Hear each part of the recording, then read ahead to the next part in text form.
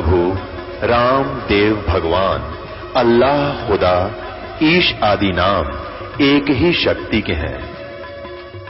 वो कैसा है, कहां है, कैसे मिलता है, किसने देखा है? ये प्रश्नवाचक चिन्ह पूर्ण रूप से हटाने के लिए अवश्य सुनिए जगत गुरु तत्वदर्शी संत रामपाल जी महाराज के अमृत वचन, सर्व पवित्र धर्मों के पवित्र शास्त्रों के आधार पर। सतगुरुदेव की जय। सर्वसंगत से प्रार्थना है, सत्संग प्रारंभ हो रहा है। कृपया सत्संग स्थल पर शांतिपूर्वक विराजमान होकर के श्रद्धा से सत्संग सुने। परमेश्वर की प्यारी आत्माओं से पुनर्निवेदन है, सत्संग प्रारंभ हो रहा है। कृपया सत्संग स्थल पर शांतिपूर्वक विराजमान होकर के श्रद्धा से सत्संग सुने। सत साहिब सतगुरुदेव की जय। बंदी छोड़ कबीर परमेश्वर जी की जय। बंदी छोड़ गरीबदास जी महाराज जी की जय। स्वामी रामदेवानंद जी गुरु महाराज जी की जय हो।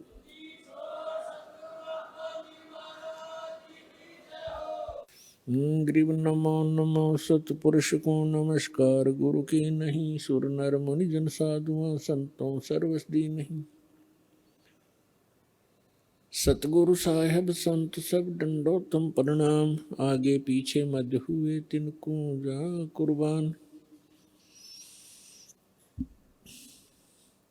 नराकार निर्विषम काल जाल भयभंजनम निर्लेपम निज निर्गुणम अकल अनुबेशोन्दनम। सोहम सुरति समापतम सकल समानो निर्दल। उज्ज्वल हिरंबर हरदमं बे परवा अथाह वार पार निमज्जतम। ग्रीव जो सुमर सिद्ध होई गणनायक गलताना। करो अनुग्रह सोई पारस पद परवाना। आदि गणेश मनाऊं गणनायक देवन देवा। चरण कमल लौलाऊं आदंत करूं सेवा। परम शक्ति संगीतम रिद्धि सिद्धि दाता सोई। अवगत गुण अतीतम सत्य पुरुष निर्मोही। जगदम्बा जगदीशम मंगल रूप मुरारी। तन मन अर्पों शीसम भक्ति मुक्ति भंडारी। सुर नर मुनि जन ध्यावे ब्रह्मा विष्णु महेशा। शेष सहस मुख गावे पूजे आदि गणेशा। इंद्र कुबेर सरीखा वरुण धर्म राय ध्यावे। समर्थ जीवन जी कामन इच्छा फल पावे। 33 कोटि अधारा ध्यावे शेष 88।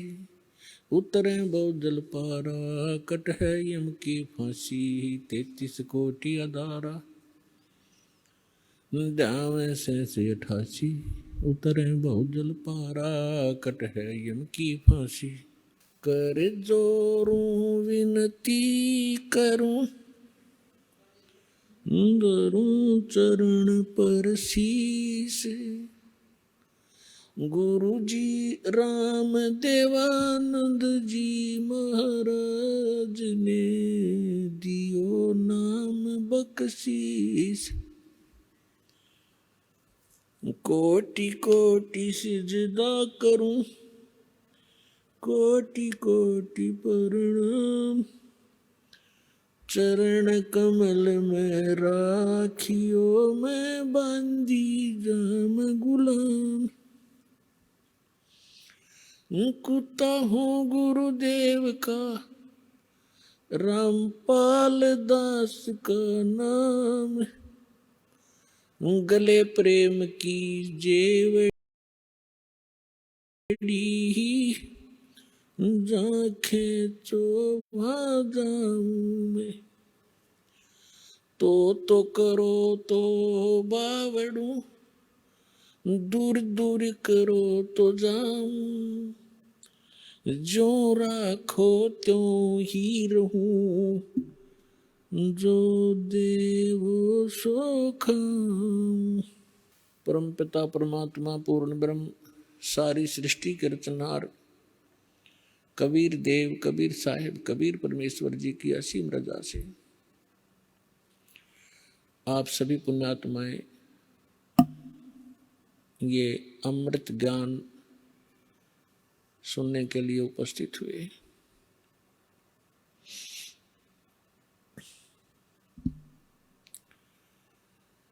परमेश्वर कौन है, कैसा है, वो कहाँ रहता है और वो कैसे प्राप्त होता है, ये जीव कहाँ से आया था, इसका उद्देश्य क्या है यहाँ जीने का, मृत्यु क्यों हो रही है, जन्म क्यों हो रहा है। हम आजीवन अपने परिवार के पोषण में अपना कोई मकान महल बनाने में कितनी लगन से लगे रहते हैं, उसके प्रति हमारा कितना अट्रैक्शन होता है, कितना लगाव होता है, और एक पल के अंदर मृत्यु होती है, हाहाकार मच जाता है। कितने ही प्रिय परिवार के सदस्य हों, तुरंत त्याग कर चला जाता है। ये कैसा जीवन है, हम इससे ऊब नहीं रहे, हम इससे थके नहीं हैं जन्म और मृत्यु से, क्योंकि हमें ज्ञान प्राप्त नहीं हुआ कि इस जन्म और मृत्यु के इस दीर्घ रोग का भी कोई विकल्प है, इससे छुटकारा हो सकता है। और जिन अज्ञानियों ने मोक्ष की परिभाषा बताई वो बिल्कुल यथार्थता के विपरीत थी। क्या कहते थे, कुछ तो ये कहते हैं कि जन्म मृत्यु तो बनी ही रहेगी, इसका कोई विकल्प नहीं है, ये तो यूनिवर्सल है, ये जो सच्चाई है यूनिवर्सल ट्रूथ है, उसको ये मानते हैं और इसमें कोई परिवर्तन नहीं हो सकता। कुछ एक मोक्ष की जो परिभाषा बहुत ही भिन्न और सुपीरियर बताते थे, वो क्या कहते थे कि आत्मा का ब्रह्म के अंदर लीन हो जाना, जिसे ब्रह्मलीन कहते थे, ये पूर्ण मोक्ष है। और कुछ एक ये कहते थे परमात्मा जो है, परमात्मा केवल प्रकाश है। ये तो विधान रहा जब तक परमात्मा कबीर जी कलयुग में अपना ज्ञान देने के लिए नहीं आए। उसके बाद परमात्मा ने आकर के खुद अपनी अमृत वाणी में यथार्थ अध्यात्म मार्ग और यथार्थ भक्ति विधि बताई और अपने निज स्थान का ज्ञान कराया। हम कहाँ रहते थे, हम कौन हैं, कहाँ से आए थे, हम इस जन्म और मृत्यु के कष्ट को क्यों उठा रहे हैं, हम ऐसे लोक में रह रहे हैं जहाँ कोई जीव स्थायी नहीं है, यहाँ के राजा नासवान, प्रजा नासवान होनी ही थी, यहाँ के भगवान नासवान, तो जीव अन्य प्राणियों का फिर क्या अस्तित्व। तो उस परमेश्वर ने जब तक ये अपना निज स्थान सतलोक सचखंड नहीं बताया था और उससे परिचित कुछ महापुरुषों को नहीं कराया था, तब तक हम केवल ब्रह्म को ही अंतिम ब्रह्म प्राप्ति अंतिम उपलब्धि मानते थे। और हम अधिकतर अपने विष्णु जी और शंकर भगवान को, विष्णु भगवान जी को हम सर्वेश्वर मानते थे, सर्वेश्वर महेश्वर, अजरो अमर हैं, इनका कोई माता पिता नहीं है। केवल ब्रह्मा जी को नासवान कहा करते थे ये हमारे नकली धर्मगुरु। विष्णु जी और शंकर जी को अजरो अमर मृत्युंजय कालज्य सर्वेश्वर महेश्वर बताया करते थे। परमात्मा के ज्ञान को सुनकर एक नकली पंथ चला राधा स्वामी, और उस राधा स्वामी पंथ वालों ने, जो राधा स्वामी पंथ के प्रवर्तक माने जाते हैं, कहे जाते हैं, श्री शिवदयाल जी, पन्ना गली आगरा वाले, उन्होंने परमात्मा की डेफिनेशन कैसी बताई?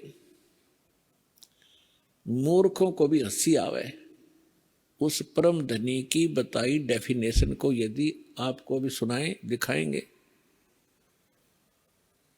और उस अज्ञानी के पीछे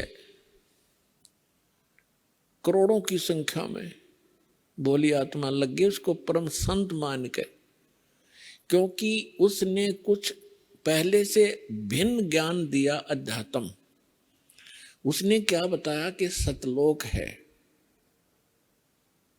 ऊपर 4 लोक। कबीर परमात्मा का एक शब्द है, करने नो दीदार महल में प्यारा है।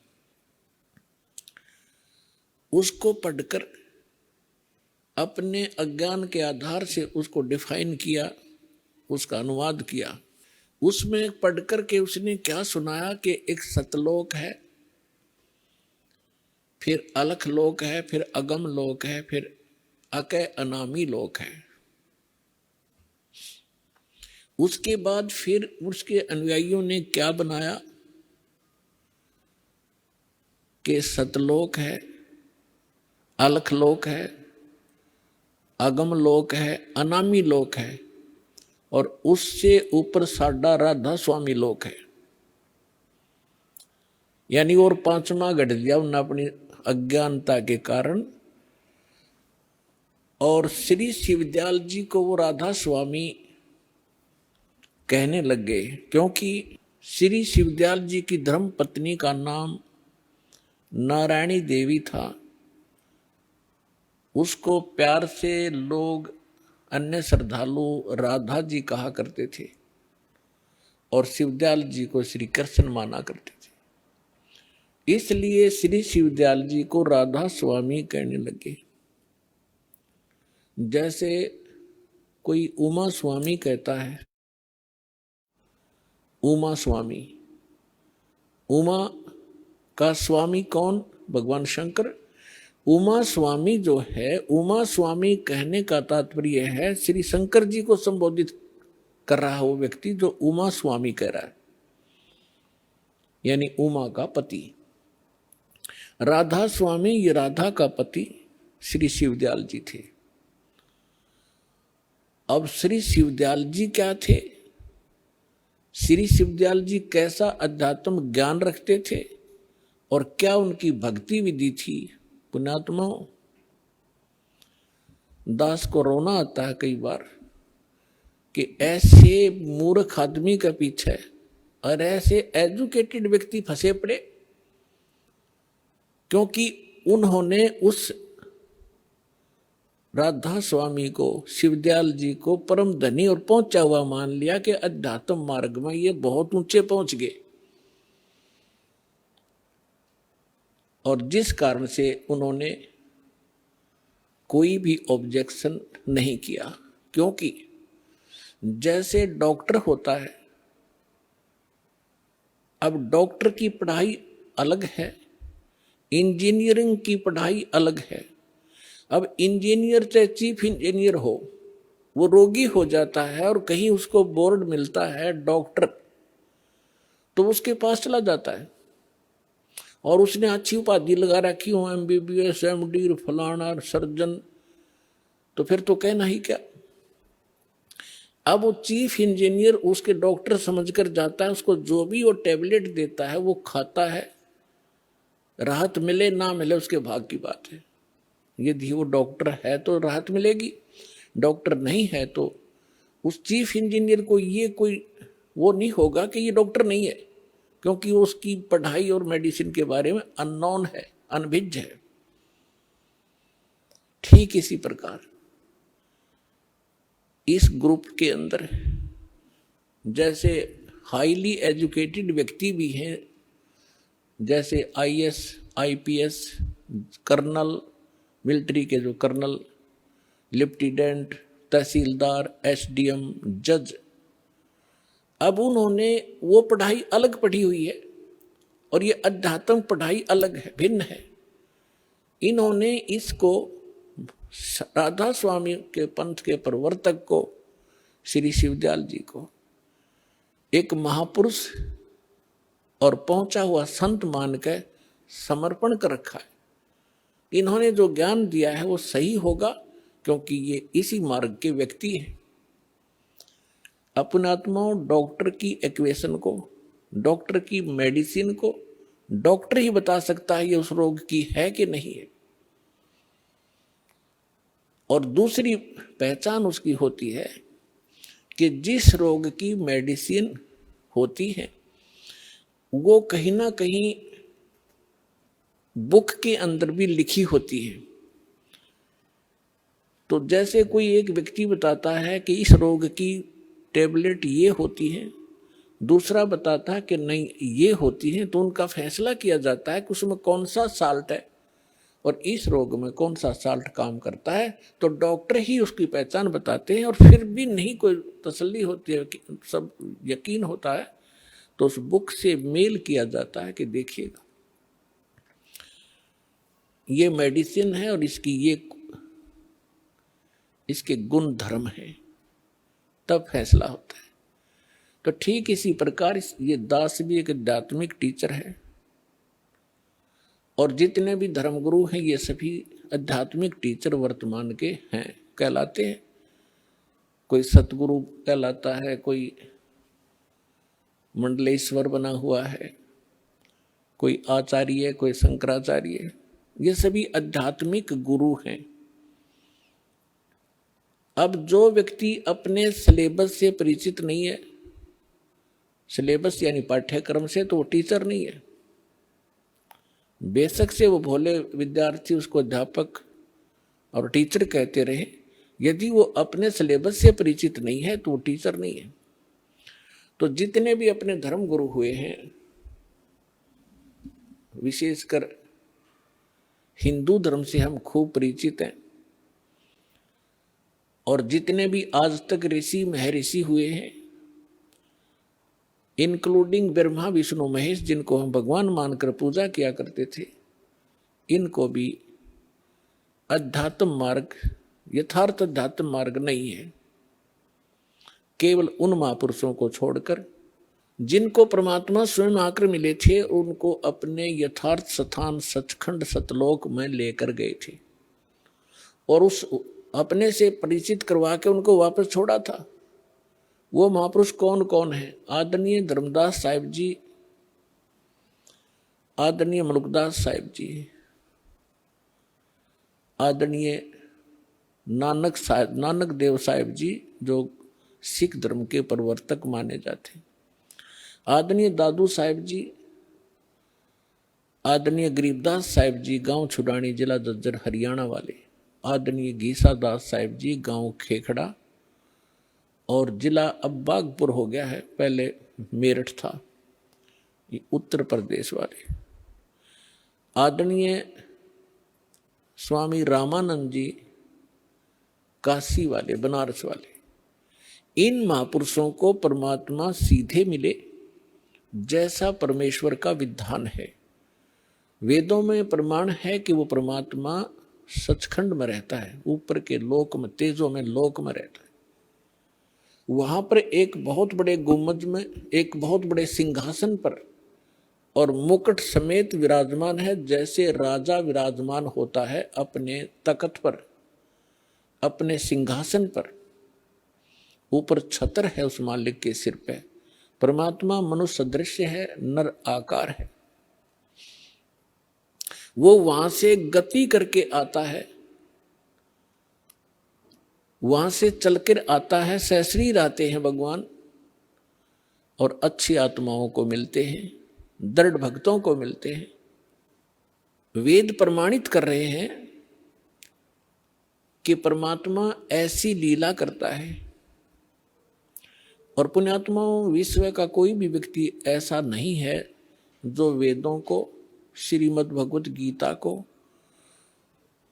ये कहे कि ये व्यर्थ है, इनका ज्ञान सही नहीं है। और विशेषकर हमारे हिंदू धर्म के अंदर तो ये सिरोधार्य हैं ही हैं। तो पुण्यात्माओं, प्रथम तो हमारे को ये पहचान होनी चाहिए कि हु इज गॉड, कौन है परमात्मा और कैसा है, कहाँ रहता है, परमात्मा की आवश्यकता क्यों है।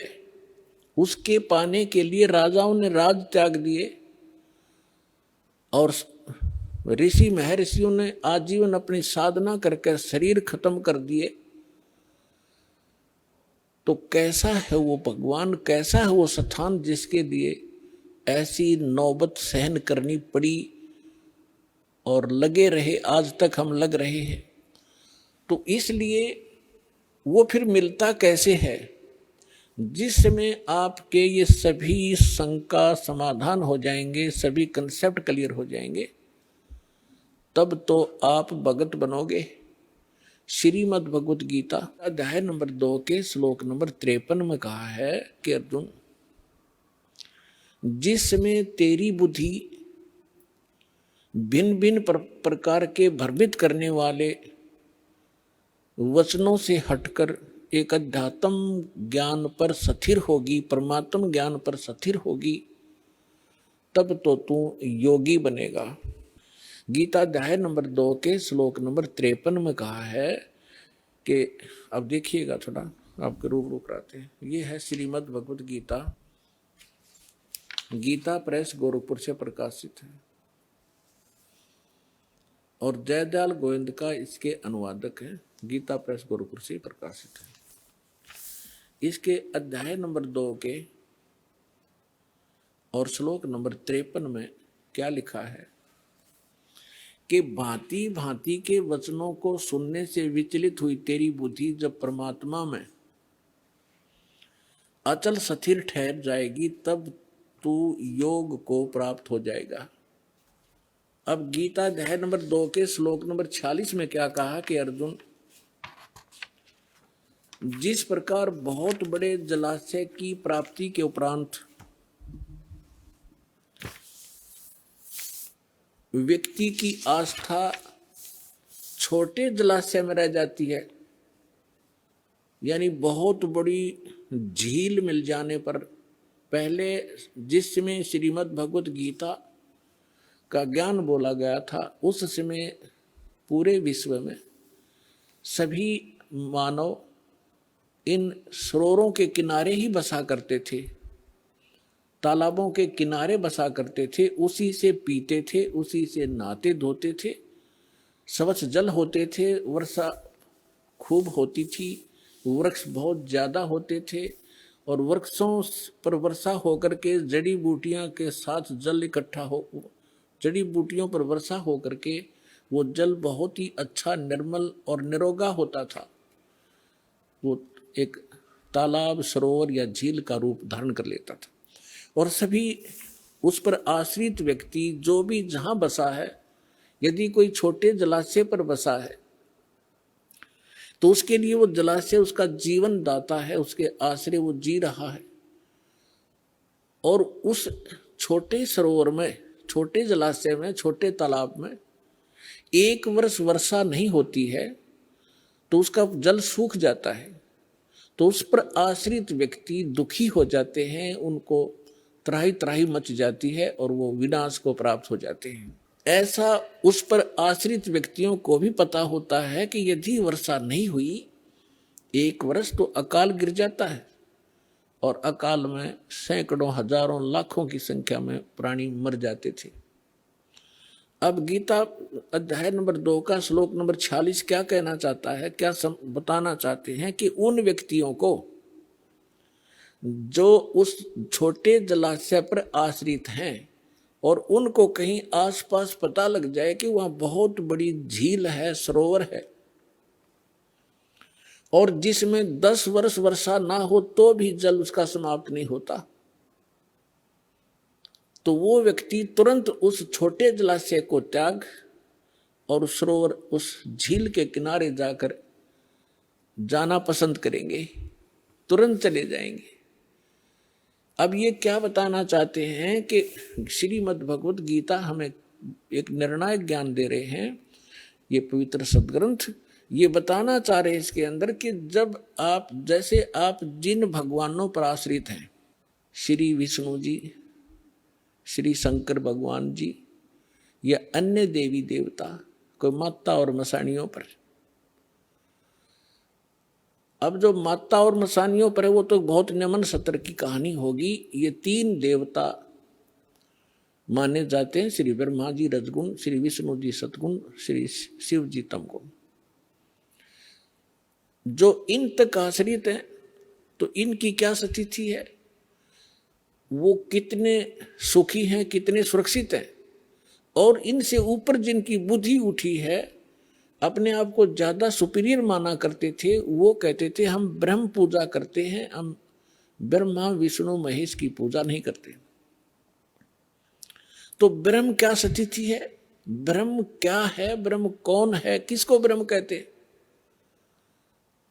इस ब्रह्म से ऊपर परमात्मा से अतिरिक्त, कबीर भगवान से अतिरिक्त आज तक हमें कोई बताने वाला नहीं आया था। और परमात्मा से प्राप्त ज्ञान के आधार से ये नकली संत, ये नकली पंथ राधा स्वामी वालों ने सारी नकल करके और झूठी उसकी अपने सत्र का जो उसको परमात्मा के यथार्थ ज्ञान को भी उलझा दिया अपने गलत अनुभव के कारण। तो उस सारे उलझे हुए अध्यात्म ज्ञान को फिर से सेट करने के लिए इस दास को भेजा है कबीर भगवान ने, उस परम अक्षर पुरुष ने।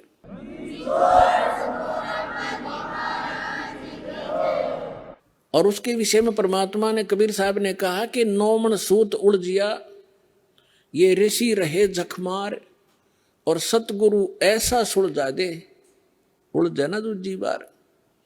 तो अब अध्यात्म ज्ञान को ऐसा सुलझा दिया दास ने कबीर परमात्मा की रजा से, उनके द्वारा दी गई बुद्धि और उनके द्वारा दिए गए सूक्ष्म वेद के ज्ञान से। अब ये कलयुग में अध्यात्म मार्ग को कोई उलझा नहीं सकेगा, भक्ति कोई करियो चाहे ना करियो। और भक्ति करेंगे क्योंकि भक्ति के लिए तो सभी हम बढ़ते चले गए। पहले हम हिंदू बने, फिर ईसाई बने, फिर मुसलमान बने, फिर सिख बने, हम भगवान के लिए बढ़ते जा रहे हैं। अब राधा स्वामी बने, कोई निरंकारी बने, तो ये हम क्यों बने? क्योंकि परमात्मा के लिए डिवाइड हुए हम। अब फिर एक होंगे, जब ज्ञान एक हो जाएगा, भगवान एक सामने आ जाएगा, हम फिर से एक होंगे। हम मानव हैं, जीव हमारी जाति है, मानव धर्म हमारा, हिंदू मुस्लिम सिख ईसाई कोई धर्म नहीं है न्यारा। ये आपके एक दिन हृदय में जगह बन जाएगी इसकी सच्चाई के साथ। एक तो फॉर्मेलिटी होती है, सच्चाई के साथ आप इसको स्वीकार करोगे कि हम भिन्न नहीं है, हम यहाँ के वासी नहीं है, हम सतलोक के रहने वाले।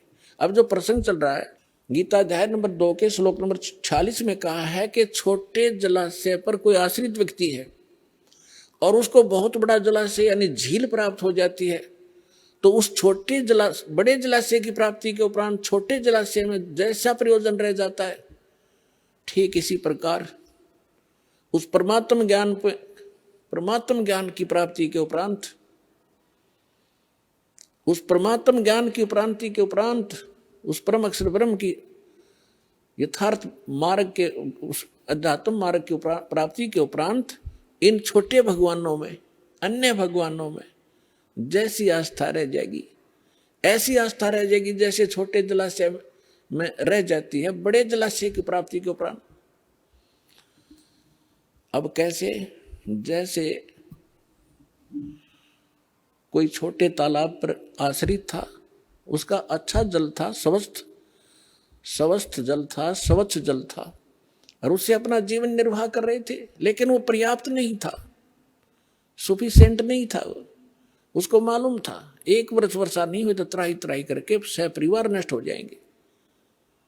लेकिन वो जल खराब नहीं था, लेकिन पर्याप्त नहीं था।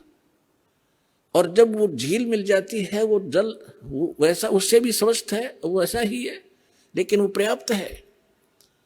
तो छोटे जलाशय को त्याग कर तुरंत उस दूसरे बड़े जलाशय पर वो व्यक्ति आश्रित हो जाता है। तो इसी प्रकार जब हमें उस परम पिता परमात्मा पूर्ण ब्रह्म सत्य पुरुष की जानकारी होगी और उसकी महिमा का पता चलेगा कि उस परमात्मा की भक्ति और उसकी शरण में आने से हमें क्या क्या लाभ होंगे, और इन ये भगवानों पर जिन पर हम आश्रित थे उनकी क्या स्थिति है, तो कहते हैं आपकी आस्था फिर इनमें उतनी ही रह जाएगी जैसे बड़े जलाशय के उपरांत प्राप्ति के उपरांत छोटे जलाशय में रह जाती। वो छोटे जलाशय बुरा नहीं लगता, लेकिन वो सफिशिएंट नहीं है, इसलिए उसको त्याग देना ही वो उचित समझता है। ठीक इसी प्रकार इस अध्यात्म मार्ग को गीता अध्याय नंबर 2 के श्लोक नंबर 46 ने समझाने की चेष्टा की है। देखिएगा, श्रीमद् भगवद गीता अध्याय नंबर 2 का ये देखिए, गीता अध्याय नंबर 2 और श्लोक नंबर ये 46। सब ओर से परिपूर्ण जलाशय के प्राप्त हो जाने पर छोटे जलाशय में मनुष्य का जितना प्रयोजन रहता है। अब इनकी तो बुद्धि ब्रह्म तक थी। ये अनुवादक हैं, ये कहता है कि ब्रह्म को रह जाता है। ब्रह्म को तत्व से जानने वाले ब्राह्मण का समस्त वेदों में उतना ही प्रयोजन रह जाता है। अब वेदों में नहीं, अभी अनुवाद तक में करना आया नहीं, इनको अकल थी नहीं कि ये वेद ये ज्ञान बोल कौन रहा है, इनको ये नहीं मालूम था आज तक। इसका ये अर्थ बनता है कि जब परमात्मा जैसे छोटे जलाशय पर आश्रित व्यक्ति को सब ओर से परिपूर्ण जलाशय यानी कंप्लीट इन ऑल रेस्पेक्ट बहुत बड़ा मिल जाता है, तो उसका उतना ही प्रयोजन रह जाता है जैसे जिन ब्रह्म लिखा है वो परम अक्षर ब्रह्म है। उस परम अक्षर ब्रह्म की प्राप्ति के उपरांत के ज्ञान के उपरांत इन छोटे देवताओं में जैसे आस्था जीव का प्रयोजन रह जाता है, ऐसा ही रह जाता है जैसे बड़े जलाशय की प्राप्ति के उपरांत छोटे जलाशय में रह जाता है।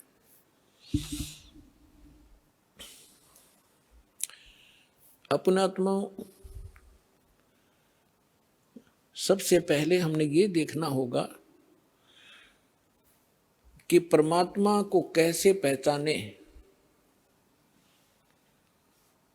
अब पहचान किसी, हमने भगवान की पहचान परमात्मा हमने सुना कहाँ से? हमारे धर्म गुरुओं से। हमारे धर्म गुरु क्या बताते थे कि हम वेदों से ज्ञान दे रहे हैं, हम श्रीमद् भगवत गीता से आपको बता रहे हैं, हम पुराणों से आपको ज्ञान दे रहे हैं। तो आज तक हम हिंदू धर्म में जन्मे प्राणी अपने इन सदग्रंथों को सत्य मानते आ रहे हैं कि हमारे धर्मगुरु पुराणों से, गीता से और वेदों से, पवित्र सदग्रंथों से, इन्हीं से हमें ज्ञान बताते आए। उस समय हम शिक्षित नहीं थे, हमारे पूर्वज शिक्षित नहीं थे। शिक्षा प्राप्त करने का केवल एक वर्ण को अधिकार था, ब्राह्मणों को, और समाज ने उन ब्राह्मणों को ये छूट दे दी थी कि आप इन वेदों को, सदग्रंथों को समझो और फिर समझकर हमें बताओ, फिर हम जो इनमें मार्गदर्शन है हमें समझाओ, हम फिर उसी तरह अपना जीवन निर्वाह करें और उसी तरह हम भी परमात्मा की भक्ति करें। और उसके लिए उनको फ्री छोड़ दिया कि हम तुम्हें दक्षिणा दिया करेंगे, आप अपना निर्वाह भी चलाओ उनसे और सदग्रंथों को अच्छी गहनता से जानो और फिर हमें बताओ। वो टीचर बनाए थे। अब उन धर्मगुरुओं ने जैसा ज्ञान समझा वो भी आपको प्राप्त है। आपको कैसा बता रखा है? ब्रह्मा विष्णु महेश को सर्वेश्वर, इनके कोई माता पिता नहीं, इनकी कोई जन्म मृत्यु नहीं होती, ये सर्वेश्वर हैं।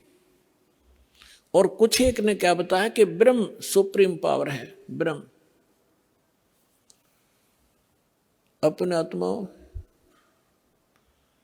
ये तो बच्चों की व्याख्या थी, अनजान बालकों की दंत कथा, लोक वेद सुना सुनाया अज्ञान भरा हुआ था ये सारा। अब पहले तो आपको दिखाते हैं कि ब्रह्मा विष्णु महेश का जन्म मृत्यु होता है इनके माता पिता हैं। विशेषकर हिंदू धर्म कंप्लीटली इन दो देवताओं पर आश्रित है, श्री विष्णु जी और श्री शंकर जी। उसके बाद तो फिर जैसे भी हमें ज्ञान मिलता गया, बिखरता गया, कोई हनुमान पूज रहा है, कोई शेरा वाली का चिपट रहा है, कोई और काली माई का ही लगा हुआ है पूजा में, और फिर और नीचे सत्र में आगे हम खेत अपने कहीं 4 ईंट लगाई उसमें मत्था टेकन लग गए, या कोई मंदिर मस्जिद गुरुद्वारे बना के वहाँ परमात्मा खोजने लगे। लेकिन मुख्य रूप से हिंदू धर्म के लोग श्रद्धालु श्री विष्णु जी और श्री शंकर जी को सुप्रीम मानकर पूजते रहे। और हमें यह बताया गया था इनके कोई माता पिता नहीं, केवल ब्रह्मा जी की मृत्यु बताते थे। आयु फिक्स थी कि 100 वर्ष की आयु होती है, फिर अपने आप पैदा हो जाता है। और ये तीनों देवता स्वयंभू हैं, ऐसी बकवाद सुना रखी थी हमारे। अब हमारे सदग्रंथ क्या बताते हैं, उनकी जीवनी क्या बताती है, उनकी इतिहास क्या बताता है, जिन सदग्रंथों को हम सत्य माना करते थे। देखिएगा, श्रीमद् देवी भागवत 3रा स्कंद,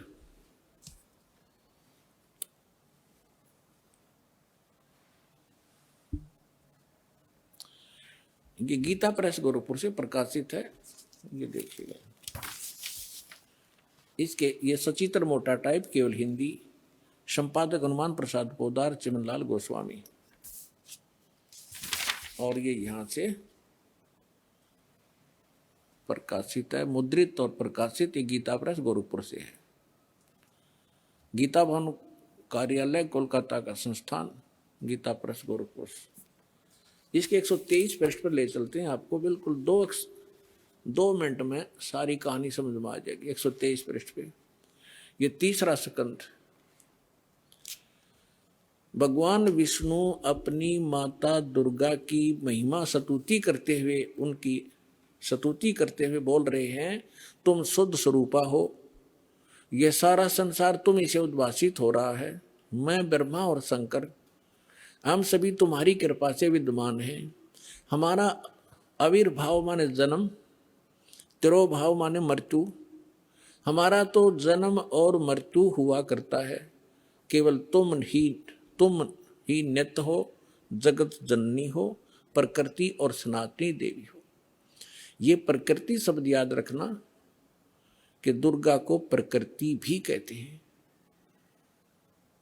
जिस समय दास आपको श्रीमद् भगवत गीता में यह सिद्ध करेगा कि ब्रह्मा विष्णु महेश की उत्पत्ति दुर्गा से हुई है और गीता में वर्णित है, उस समय प्रकृति शब्द आपका काम आओगा कि प्रकृति दुर्गा को कहते हैं।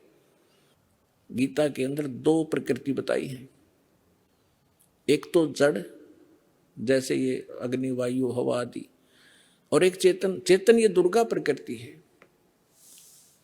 तो इसलिए कहते हैं तुम आप ही प्रकृति हो। और फिर भगवान शंकर क्या कहते हैं, देखिएगा।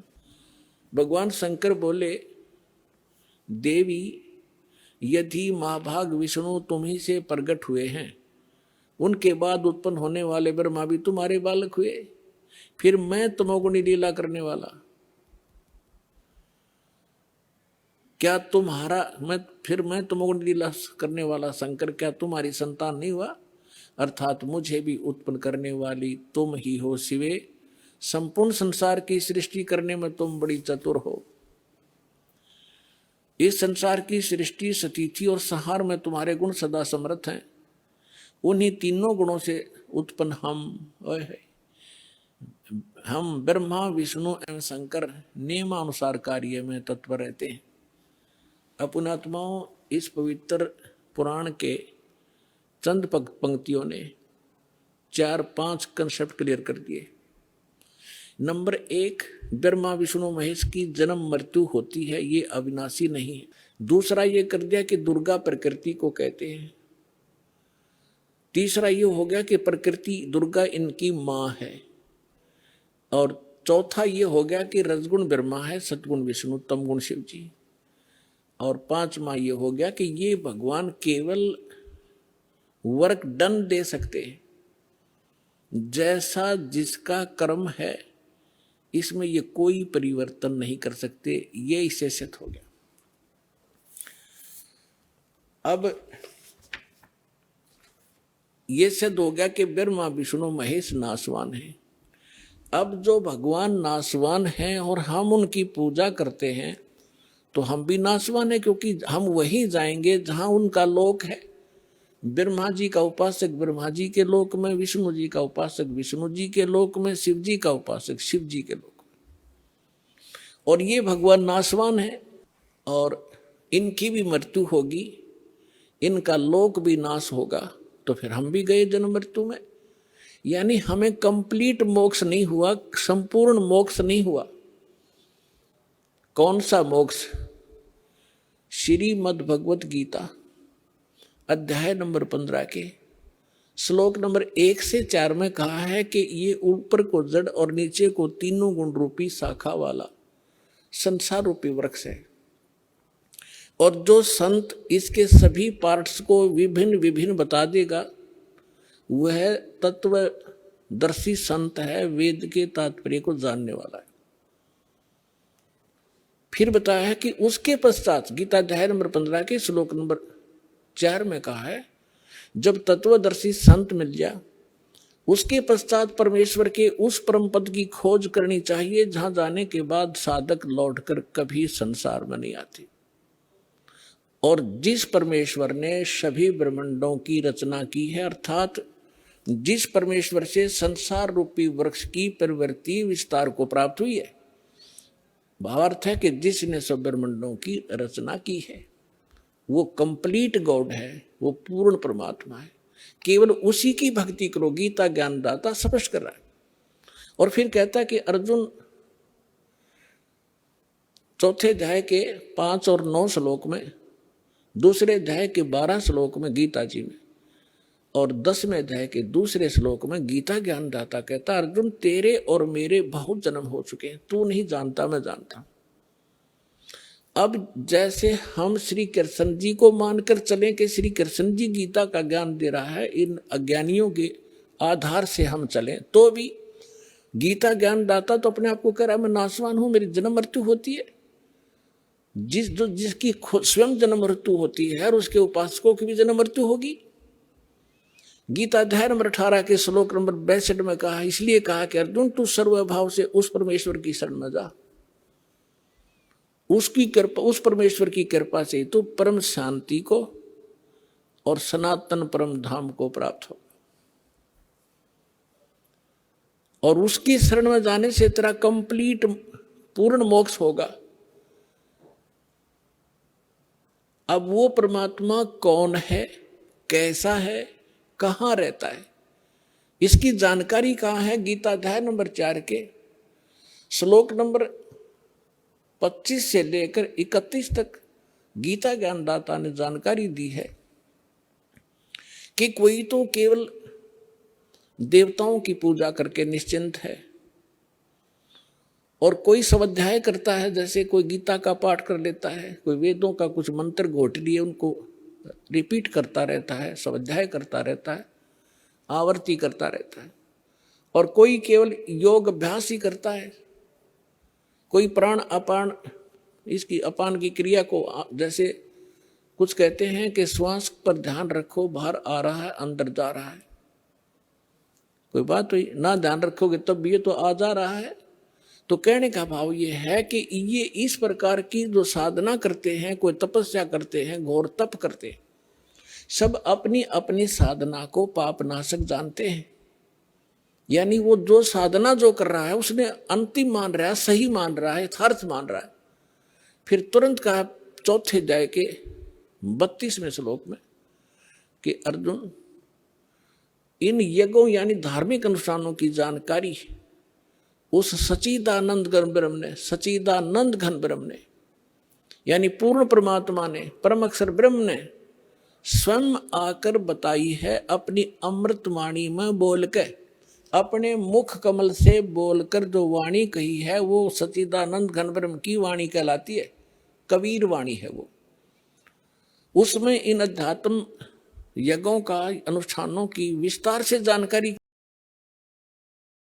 दी गई है, और वो तत्व ज्ञान है।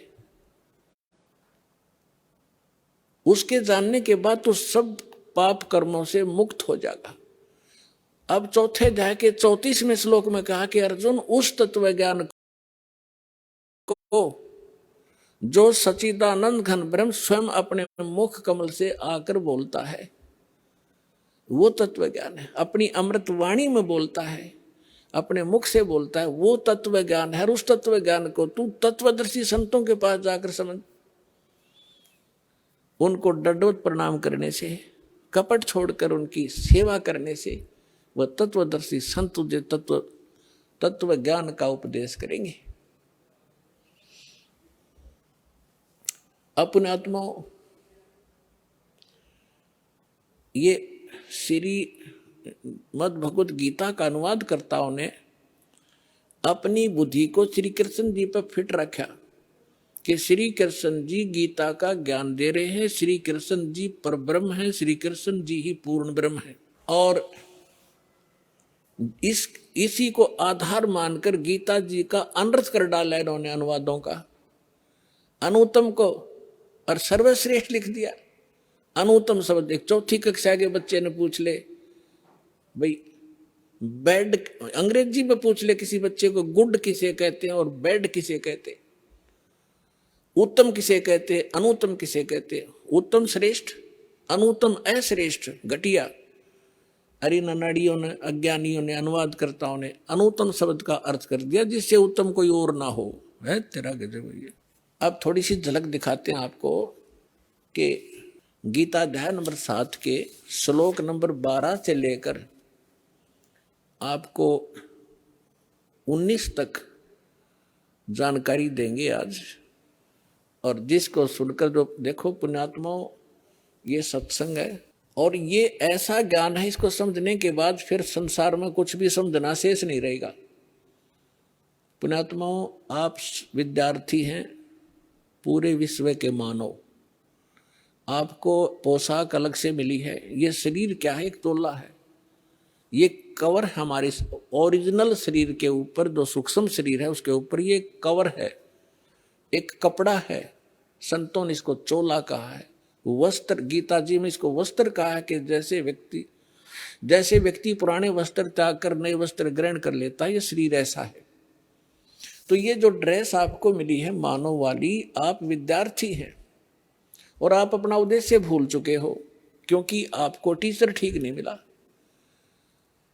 क्योंकि संसारिक व्यक्तियों के जो क्रियाएं हम देखते हैं, हम उसी में ढल गए कि बस इतना ही काम है हमारा। और कभी तीज त्योहार हुआ तो थोड़ा बहुत बना के अपने करके पूजा पाठ खा लिया, बस इतना ही काम है। बाकी हमारा काम तो यही है। संसारिक करते हुए हमने ये इतना ही मान रखा था, बच्चे हो गए, इनका पालन पोषण कर दें, इनका विवाह कर दें, फिर इनका संतान हो जाए, हम मर जावा, फाइनल हो गया। अरे ये तो स्टार्ट भी ना करा मनुष्य का काम हमने, ये तो पशु पक्षी भी कर रहे थे इसी काम को। तो हमें टीचर ठीक नहीं मिले, जिस कारण से हमारी रुचि नहीं बनी जितनी बननी चाहिए थी। अब यदि परमात्मा ने ये विशेष मनुष्य जीवन ना देना होता, इसका कोई विशेष कार्य ना होता, तो 84 लाख प्रकार की बना दी योनियां, एक और बना देता उनके जैसी। ये उन पुण्यात्माओं को ये पोशाक मिली है जो बहुत पुण्यकर्मी प्राणी है, जो परमात्मा पाने योग्य नंबर प्राप्त है उनको, इसलिए उनको ये प्रवेश हुआ है इस भगवान वाली यूनिवर्सिटी में जिसमें परमात्मा पाया जा सकता है। उनको ये ड्रेस न्यारी मिलती है। स्कूल के बच्चे होते हैं, उनकी ड्रेस अन्य होती है, और अन्य जो बच्चे काम खेतों में करते हैं, मजदूरी करते हैं, उनकी ड्रेस अन्य होती है। इसी प्रकार आप विद्यार्थी हैं और आध्यात्मिक गुरु जो होते हैं ये टीचर होते हैं। और टीचर का काम होता है कि सिलेबस पढ़ावे, अपनी लोक वेद दंत कथा नहीं सुनाओ बच्चों को। वो तो दुश्मन होता है उनका जो अब सिलेबस से हटकर ज्ञान देता है। तो आज तक जितने भी हमारे धर्म गुरु थे, उन महापुरुषों को छोड़ जिनको भगवान मिले हैं, जिनके शुभ नाम दास ने पहले बता दिया आपको, बाकी सभी हमें लोक वेद सुना रहे थे, गीता अपने सदग्रंथों से हटकर ज्ञान सुना रहे थे। अब दास आपको सुनाना जा रहा है 7वें अध्याय में स्पष्ट लिखा है गीता ज्ञानदाता ने कि अर्जुन अब मैं तुझे ऐसा ज्ञान सुनाने जा रहा हूं जिसको जानकर फिर संसार में कुछ जानना शेष नहीं रहेगा। अब देखिएगा, अब इससे पहले थोड़ा सा कंसेप्ट ये क्लियर करता हूं। 4थे अध्याय का 32वें श्लोक में इन्होंने गड़बड़ कर रखी है अनुवादकर्ताओं ने। ये देखिएगा 4थे अध्याय का 32वां श्लोक, ये देखिएगा, ये है श्रीमद् भगवद गीता, गीता प्रेस गोरखपुर से प्रकाशित है, जयदयाल गोविंद का इसके अनुवादक हैं। और ये अध्याय नंबर 4 का और श्लोक नंबर 32। इसमें देखिएगा एवं बहुविधा यगा वितता, ये ब्रह्मण शब्द है, ब्रह्मण मुखे, ब्रह्मण मुखे। आप एजुकेटेड हैं पुण्यात्माओं, परमात्मा ने आपको शिक्षा इसलिए दी है कि आप भगवान को पहचानने में सक्षम हो जाए। नहीं तो पिछला इतिहास देख ले, दास का जन्म जब हुआ हमारे यहाँ कोई शिक्षा नहीं थी और सब सुख चैन से जिया करते थे, प्यार से रहते थे, बेईमाना नहीं था। इस शिक्षा ने हमारी नैतिकता खराब कर रखी है। जब से हम शिक्षित और अपने आप को विकास मानते हैं, जिसको बड़ा तरक्की कर ली, अपना पतन कर लिया हमने। ऐसी फिल्में देखते हैं बच्चे, ऐसा बिगड़ गया, आपस में प्रेम रहा नहीं। परमात्मा को मालूम था कि इसमें अवगुण बहुत हैं, इसलिए अभी तक हमारे तक इस विष को आने नहीं दिया था एजुकेशन वाले को। अब देना, ये एजुकेशन देना अनिवार्य समझा कि इसके बगैर ये समझ नहीं सकते भगवान कौन है, कैसा है। ये हमारे काल के दूत इनको मूर्ख बनाए बैठे, इसलिए परमात्मा ने आपको शिक्षा दी। और ये इंस्ट्रूमेंट बनाए जो आज आप प्रोजेक्टर देख रहे हो, चिप देख रहे हो, मोबाइल में अपना सत्संग सुन रहे हो, ये गॉड गिवन है, मनुष्य के सतर की बुद्धि का बनाया हुआ नहीं है। पुणात्मा 1994 में दास ने सत्संग शुरू किया था गुरुदेव के आदेश से। उससे पहले चैनल नहीं थे, उससे पहले ये VCR होया करती से मोटे मोटे लीड तरह से होया करती, DVD वो चला करती थी, थोड़ी थोड़ी चली, शुरुआत हुई थी उनकी। और ना कोई टीवी चैनल थे। अब परमात्मा ने विस्फोट किया, ऐसे साधन बना दिए कि परमात्मा के बच्चे यथार्थ ज्ञान को घर बैठे देखेंगे और भगवान को पहचान कर दौड़े आएंगे, अपना कल्याण करवाएंगे और सदा के लिए सुखी हो जाएंगे। तो इसलिए ये रूबरू आपके किया जा रहा है कि अपने वो सदग्रंथ जिनको आप सिरोधार्य मानते रहे हो, अब श्रीमद् भगवद गीता का स्थान हिंदू समाज के अंदर अद्वितीय है। और जब हमारे वो क्यों है, क्योंकि इसके अंदर एक अनमोल ज्ञान है, इसलिए सिरोधार्य हमारे को और बहुत आदर से हम इस ग्रंथ का नाम लेते हैं, श्रीमद् भगवद गीता जी। अब इसमें लिखा क्या है, ये हमें संदेश क्या दे रहा है, इसके विपरीत हमें बताया जा रहा था। अमृत के स्थान पर हमें विष खिलाया जा रहा था, तो अब हम विष अमृत खाएंगे, विष त्याग देंगे। जब हमें पहचान हो जाएगी, तो इस पहचान के लिए आपको ये सदग्रंथ रूबरू कराए जाते हैं। अब देखिएगा, ये है अध्याय नंबर 4 का श्लोक नंबर 32।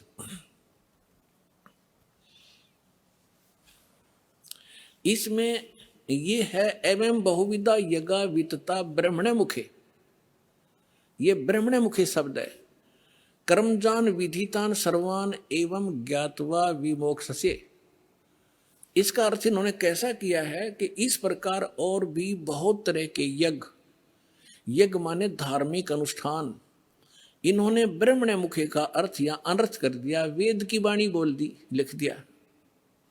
वेद की वाणी में विस्तार से कहे गए हैं और उन सब को तू कर्म जान, ये गलत है, शारीरिक क्रिया द्वारा संपन्न होने वाले जान, इस प्रकार तत्व से जानकर उनके अनुष्ठान द्वारा तू कर्म बंधन से सर्वथा मुक्त हो जाएगा।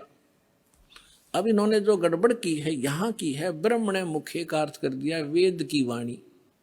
अब देखिएगा, कहते हैं चोर चुरावे तुंबड़ी और गड्ढे पानी में वो गड्ढे हुआ ऊपर आवे में सच्चाई छनी ना।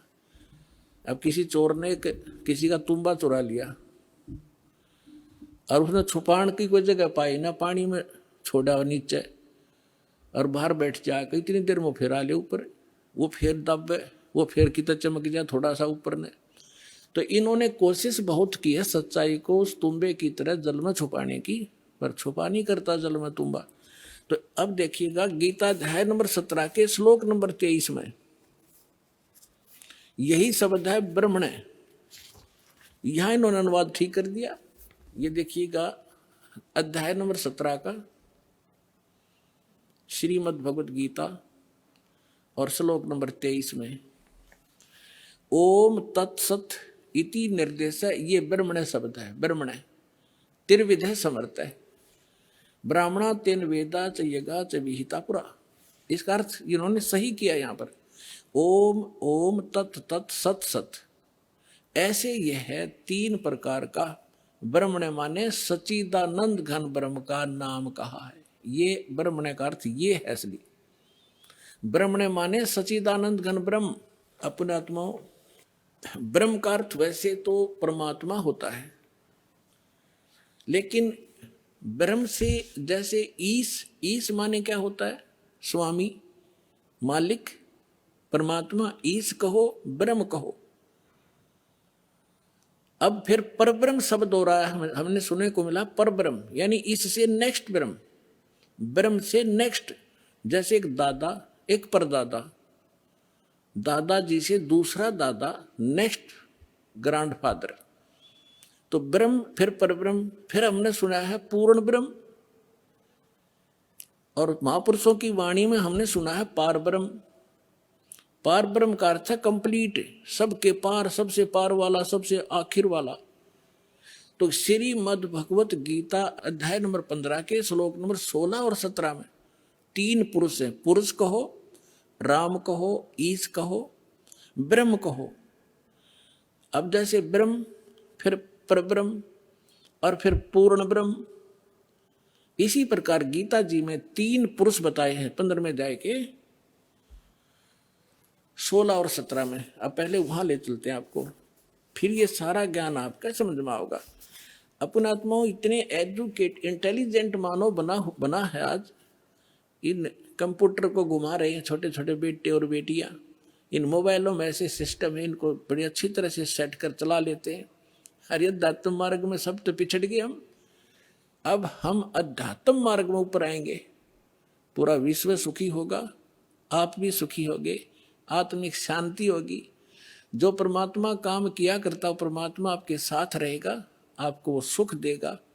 अब देखो कितने ही अच्छी फिल्म आप देख रहे हो और कितनी सुख सुविधा आपने उपलब्ध कर दी वैज्ञानिक तरीके से, और कल एक जवान बेटे की मृत्यु हो जा, एक आंख नहीं सुहा, वो टेलीविजन और वो गाने उन्हें फोड़ने दिल कराए, न फूक दो कि तगेर के। तो पुण्यात्माओं, ये नकली सुख है। असली सुख भगवान से मिलेगा, जो दास आपको विधि बताएगा। आप भी सुखी, आपका परिवार भी सुखी, आपकी 101 पीढ़ी पार हो जाएगी। वो मार्ग आपको बताएगा।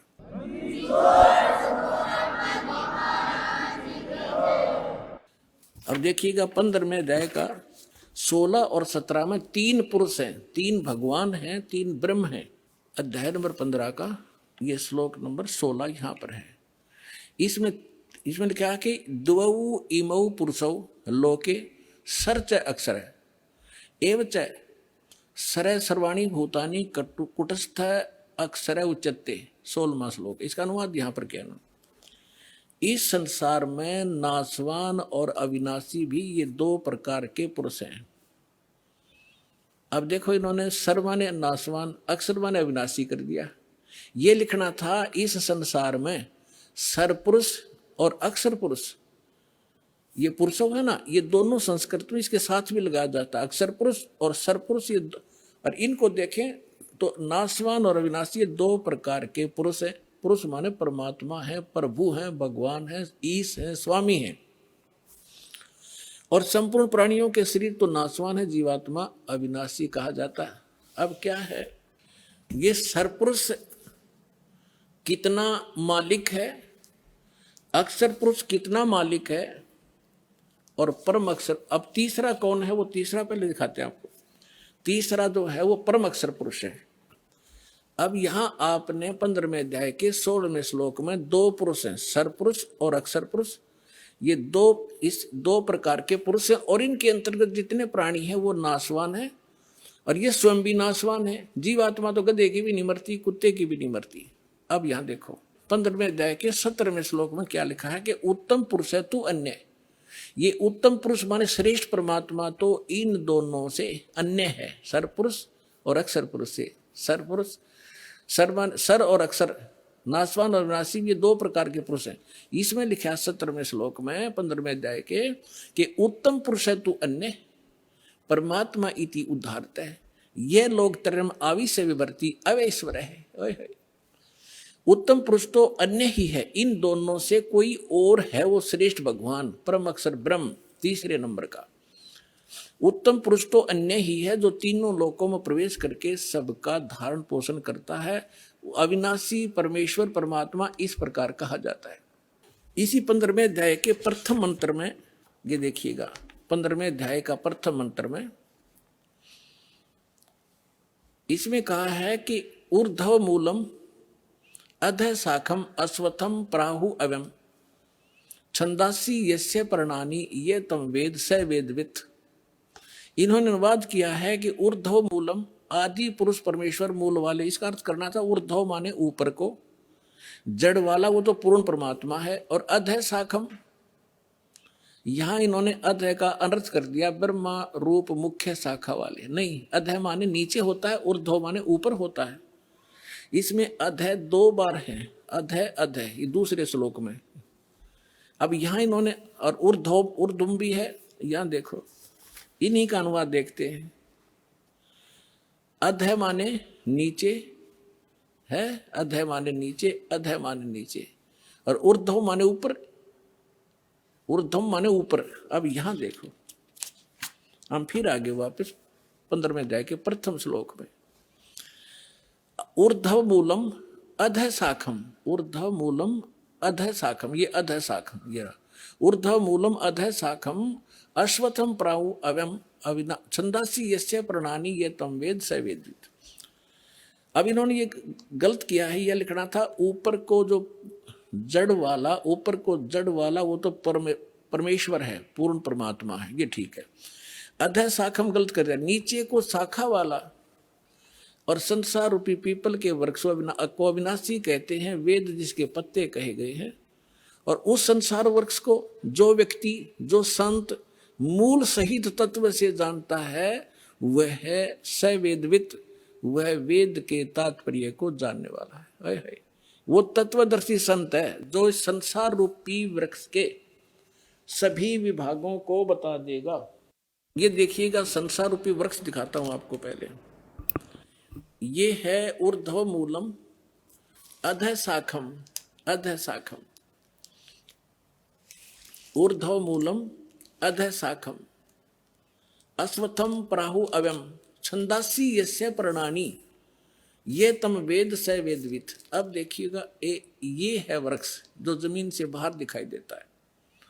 परमेश्वर ने, कबीर परमेश्वर जी ने 600 वर्ष पहले अपना ज्ञान बताया था एक, और वो लीला ऐसी ही करते हैं, अपने मुख कमल से यथार्थ ज्ञान बोलते हैं और उस ज्ञान को फिर लिपिबद्ध कर लिया जाता, वो सच्चिदानंद घन ब्रह्म की वाणी कहलाती है।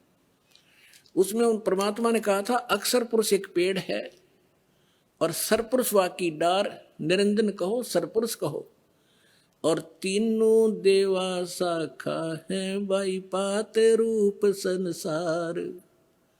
उस परमेश्वर ने, वो परमात्मा जैसे रामानंद जी को मिले थे, स्वामी रामानंद जी को, उन्होंने जब परमात्मा को ऊपर देखा, फिर नीचे उसी एक सिंपल वेशभूषा में धानक जुलाहे रूप में बनारस में देखा।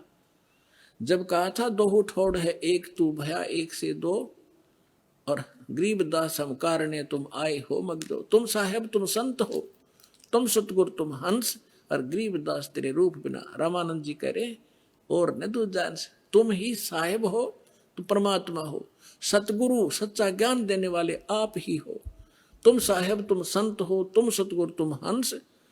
और गरीबदास जी जैसे तुलसीदास जी ने रामायण को लिखा था, चित्रार्थ किया था, उस प्रकार गरीबदास जी को परमात्मा ने दिव्य दृष्टि दी थी। वो सारी सच्चाई गरीबदास साहिब जी ने अपनी वाणी में लिखा है, इसलिए गरीबदास जी का नाम आता है। लेकिन वार्ता चल रही है रामानंद जी और परमात्मा की।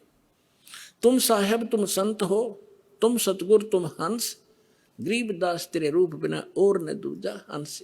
बोलत रामानंद जी सुनो कबीर करतार, कहे कबीर गरीबदास सब रूप के तुम ही सृजनहार। तो यहाँ बताया जाता है कि तुम सतगुरु भी आप ही हो, सच्चा ज्ञान आपके बिना इस पृथ्वी पर कोई जानता ही नहीं। तो परमात्मा आए थे एक, हम उसको कवि कह करके फाइनल कर दिया, उनकी क्लोज कर दी फाइल को।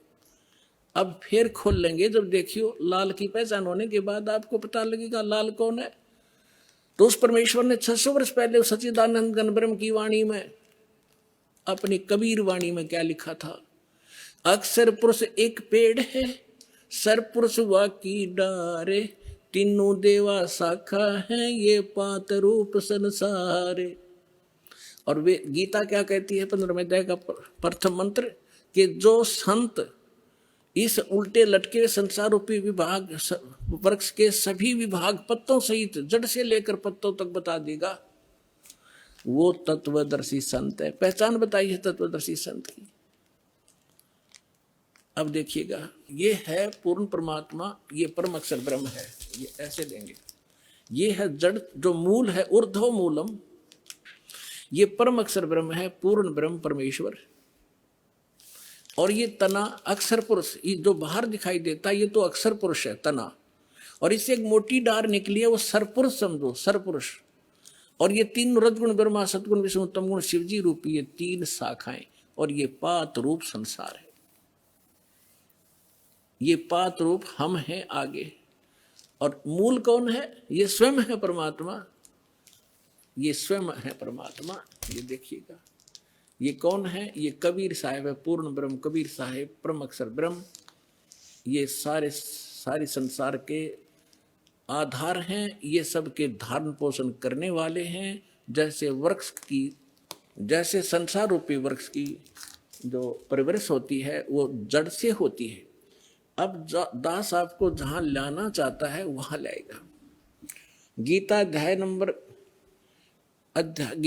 नंबर 15 के श्लोक नंबर 1 आपने पढ़ लिया। इसमें स्पष्ट कर दिया कि तत्वदर्शी संत कैसा होगा। ये देखिए, ये है 15वें अध्याय का प्रथम श्लोक।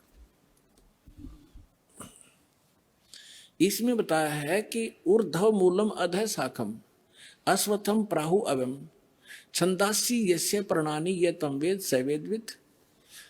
ऊपर को जड़ और नीचे को तीनों गुण रूपी शाखा वाला, ये इसको सारा कंप्लीट मिलाकर हम पढ़ेंगे ना। ऊर्ध्व मूलम अधः शाखम, नीचे को शाखा वाला पढ़ो इसको। और अश्वत्थम यानी संसार रूपी पीपल के वृक्ष को अविनाशी कहते हैं। वेद, ये वेद नहीं है। जैसे छंद का अर्थ होता है विभाग, किसी एक शब्द का एक ही अर्थ नहीं होता, कि जो इन सभी छंदों को, सभी विभागों को तत्व से जानता है। सरपुरुष कौन पोर्शन है इस संसार रूपी वृक्ष का, मूल कौन है और डार कौन है, शाखा कौन है, जो इन सभी को जानता है, सवेदवित, वो तत्वदर्शी संत है। तो परमेश्वर ने 600 वर्ष पहले बताया, इस दास ने परमात्मा से प्राप्त इस ज्ञान को आपके रूबरू कराया। अक्षर पुरुष एक पेड़ है, सरपुरुष वाकी डार, और तीनों देवा शाखा है, ये पात रूप संसार। तो यहाँ इस श्रीमद् भगवत गीता भी यही बताती है कि तीनों गुण रूपी, यहाँ देखिए आगे 15वें अध्याय का ये दूसरा मंत्र आप देखिएगा, उस संसार वृक्ष की तीनों गुण रूप। है पुण्यात्मा, ये सदग्रंथ है। यदि इन BA MA की पुस्तकों को एक बच्चा पढ़ समझ सके, टीचर की क्या आवश्यकता थी? इतने बड़े कॉलेज बनाने की क्या आवश्यकता थी? इन किसी भी अपने धर्म ग्रंथ गुरुओं को अपने सदग्रंथों का कख भी पता नहीं। ये कोड वर्ड है, तीनों गुण रूपी शाखा। अब पहले ये बताते तीन गुण कौन है। समझदार को संकेत ही बहुत होता है। ये दिखाता हूं, ये मार्कंडेय पुराण, जिनको हम श्रोधार्य मानते रहे सभी पुराणों को, मार्कंडेय पुराण गीता प्रेस गोरखपुर से प्रकाशित, सचित्र मोटा टाइप।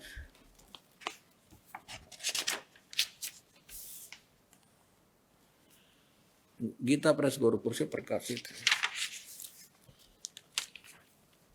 इसके 123 पृष्ठ पे देखिएगा। अब हम यहां से पढ़ते आ रहे हैं 122 से संक्षिप्त मार्कंडेय पुराण। यहां मार्कंडेय जी बोलते आ रहे, मार्कंडेय जी बोले मुने। अब हम यहां आ जाते हैं, अपने मतलब का पढ़ देंगे। रजोगुण प्रधान ब्रह्मा, तमोगुण प्रधान रुद्र और सत्व प्रधान विश्व पालक विष्णु है। यही तीन देवता हैं और ये ही तीन गुण हैं। इति सिद्धम रजगुण ब्रह्मा, सतगुण विष्णु, तमगुण शिव जी। और भी बहुत से प्रमाण हैं, जैसे ये देखिएगा श्रीमद् देवी भागवत, इसमें संस्कृत भी साथ में, हमें ये सुविधा है इसको समझने में।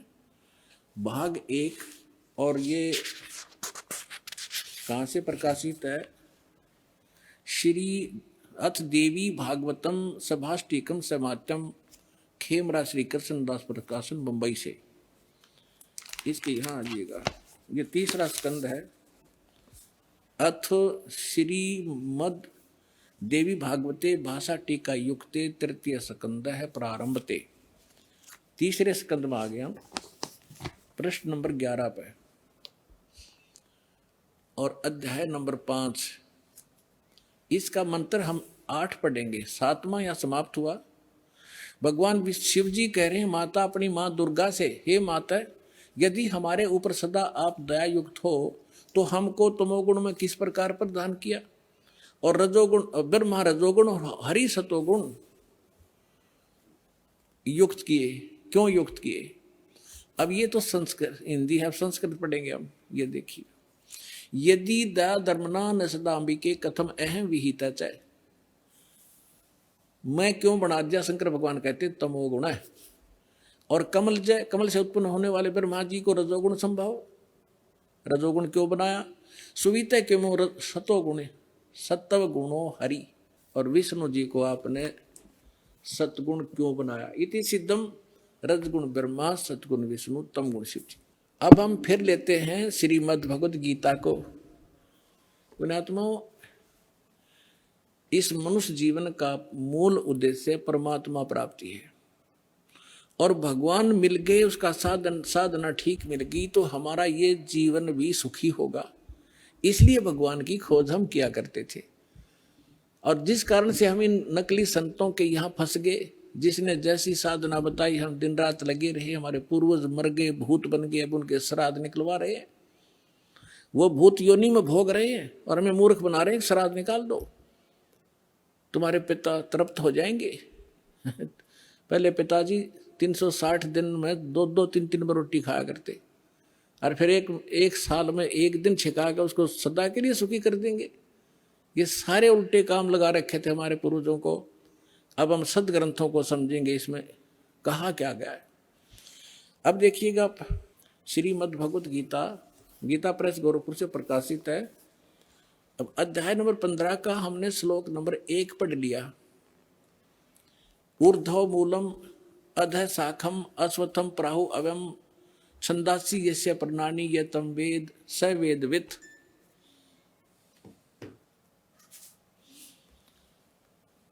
ऊर्ध्व मूलम माने ऊपर को, आदि ऊपर को जड़ दो है वो तो पूर्ण परमात्मा समझो। नीचे को अधः शाखम, नीचे को शाखा है, ये संसार रूपी पीपल का वृक्ष को अविनाशी कहते हैं, वेद जिसके पत्ते कहे गए।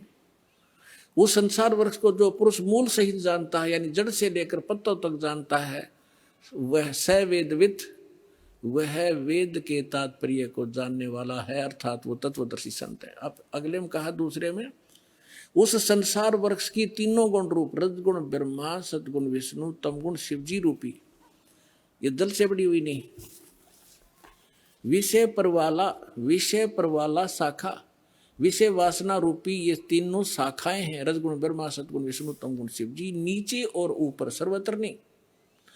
अधः माने नीचे, ऊर्ध्व माने ऊपर, नीचे और ऊपर फैली हुई है। और इस मनुष्य लोक में हमारे कर्मों के अनुसार बांधने की भी ये मुख्य कारण है। कर्मानुबंधनी मूल्यानी, ये हमें यहाँ कर्मों के आधार पर यही रखते हैं, जैसे जिसका कर्म है उसको वैसा ही देते रहते हैं। किसी के अच्छे पुण्य है तो उसको अच्छा देते रहेंगे, जिसका पाप है उसको दुख देते रहेंगे, इसमें कोई परिवर्तन ये नहीं कर सकते। और हमें यहाँ बांधे रखने के ये मूल कारण है। अब देखो, नीचे और ऊपर, सभी लोगों में नहीं, नीचे और ऊपर फैली हुई है। अब तीसरे में क्या कहा है कि इस संसार वर्ष का स्वरूप जैसा कहा है वैसा यहाँ विचार काल में नहीं पाया जाता।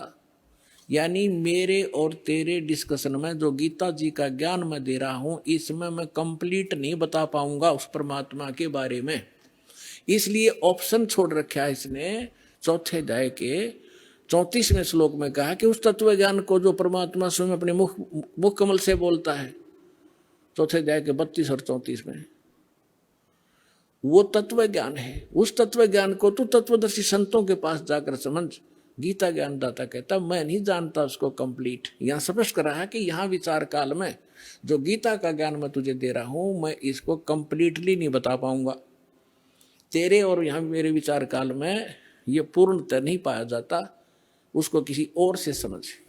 ये देखिएगा, इस संसार वृक्ष का स्वरूप जैसा कहा है, यानी सृष्टि रचना जैसी मुझे पता है, वैसा यहाँ विचार काल में यानी गीता जी के डिस्कशन में, इस विचार विमर्श में नहीं पाया जाता।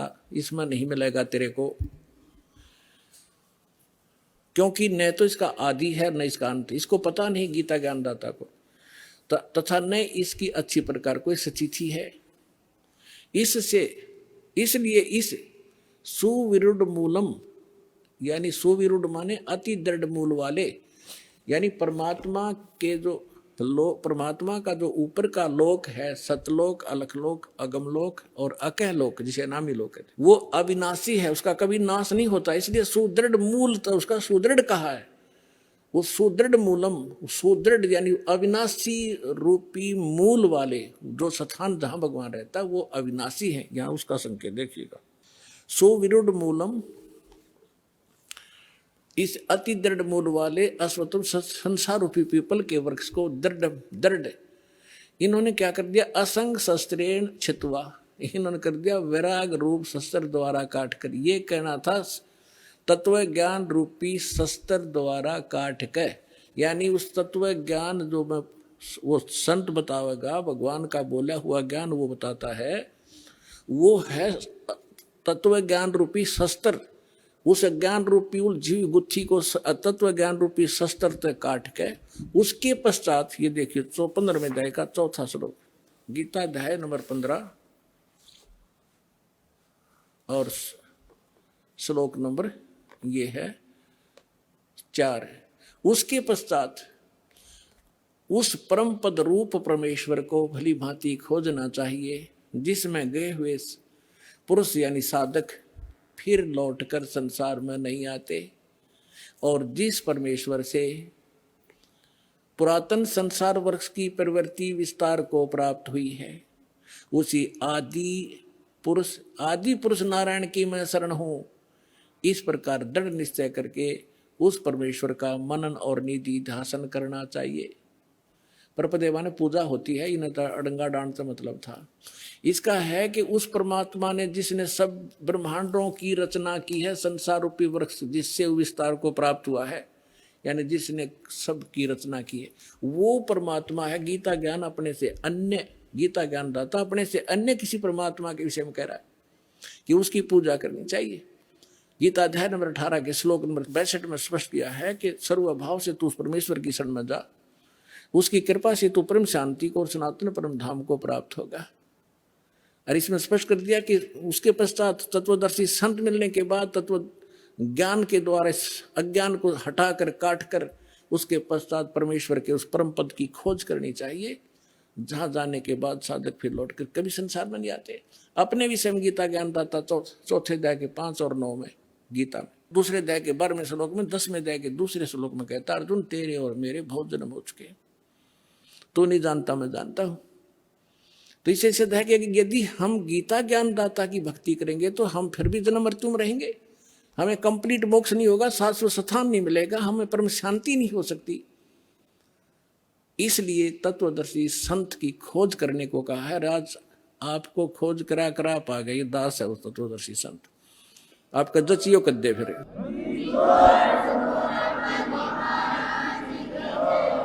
अब आपको फिर लाते हैं 15वें अध्याय के 16 और 17 दो श्लोकों पर। फिर आपके आसानी से आज का सत्संग जो दास आपको समझाना चाहता था आसानी से समझोगे। देखिएगा, यह है अध्याय नंबर 15 का।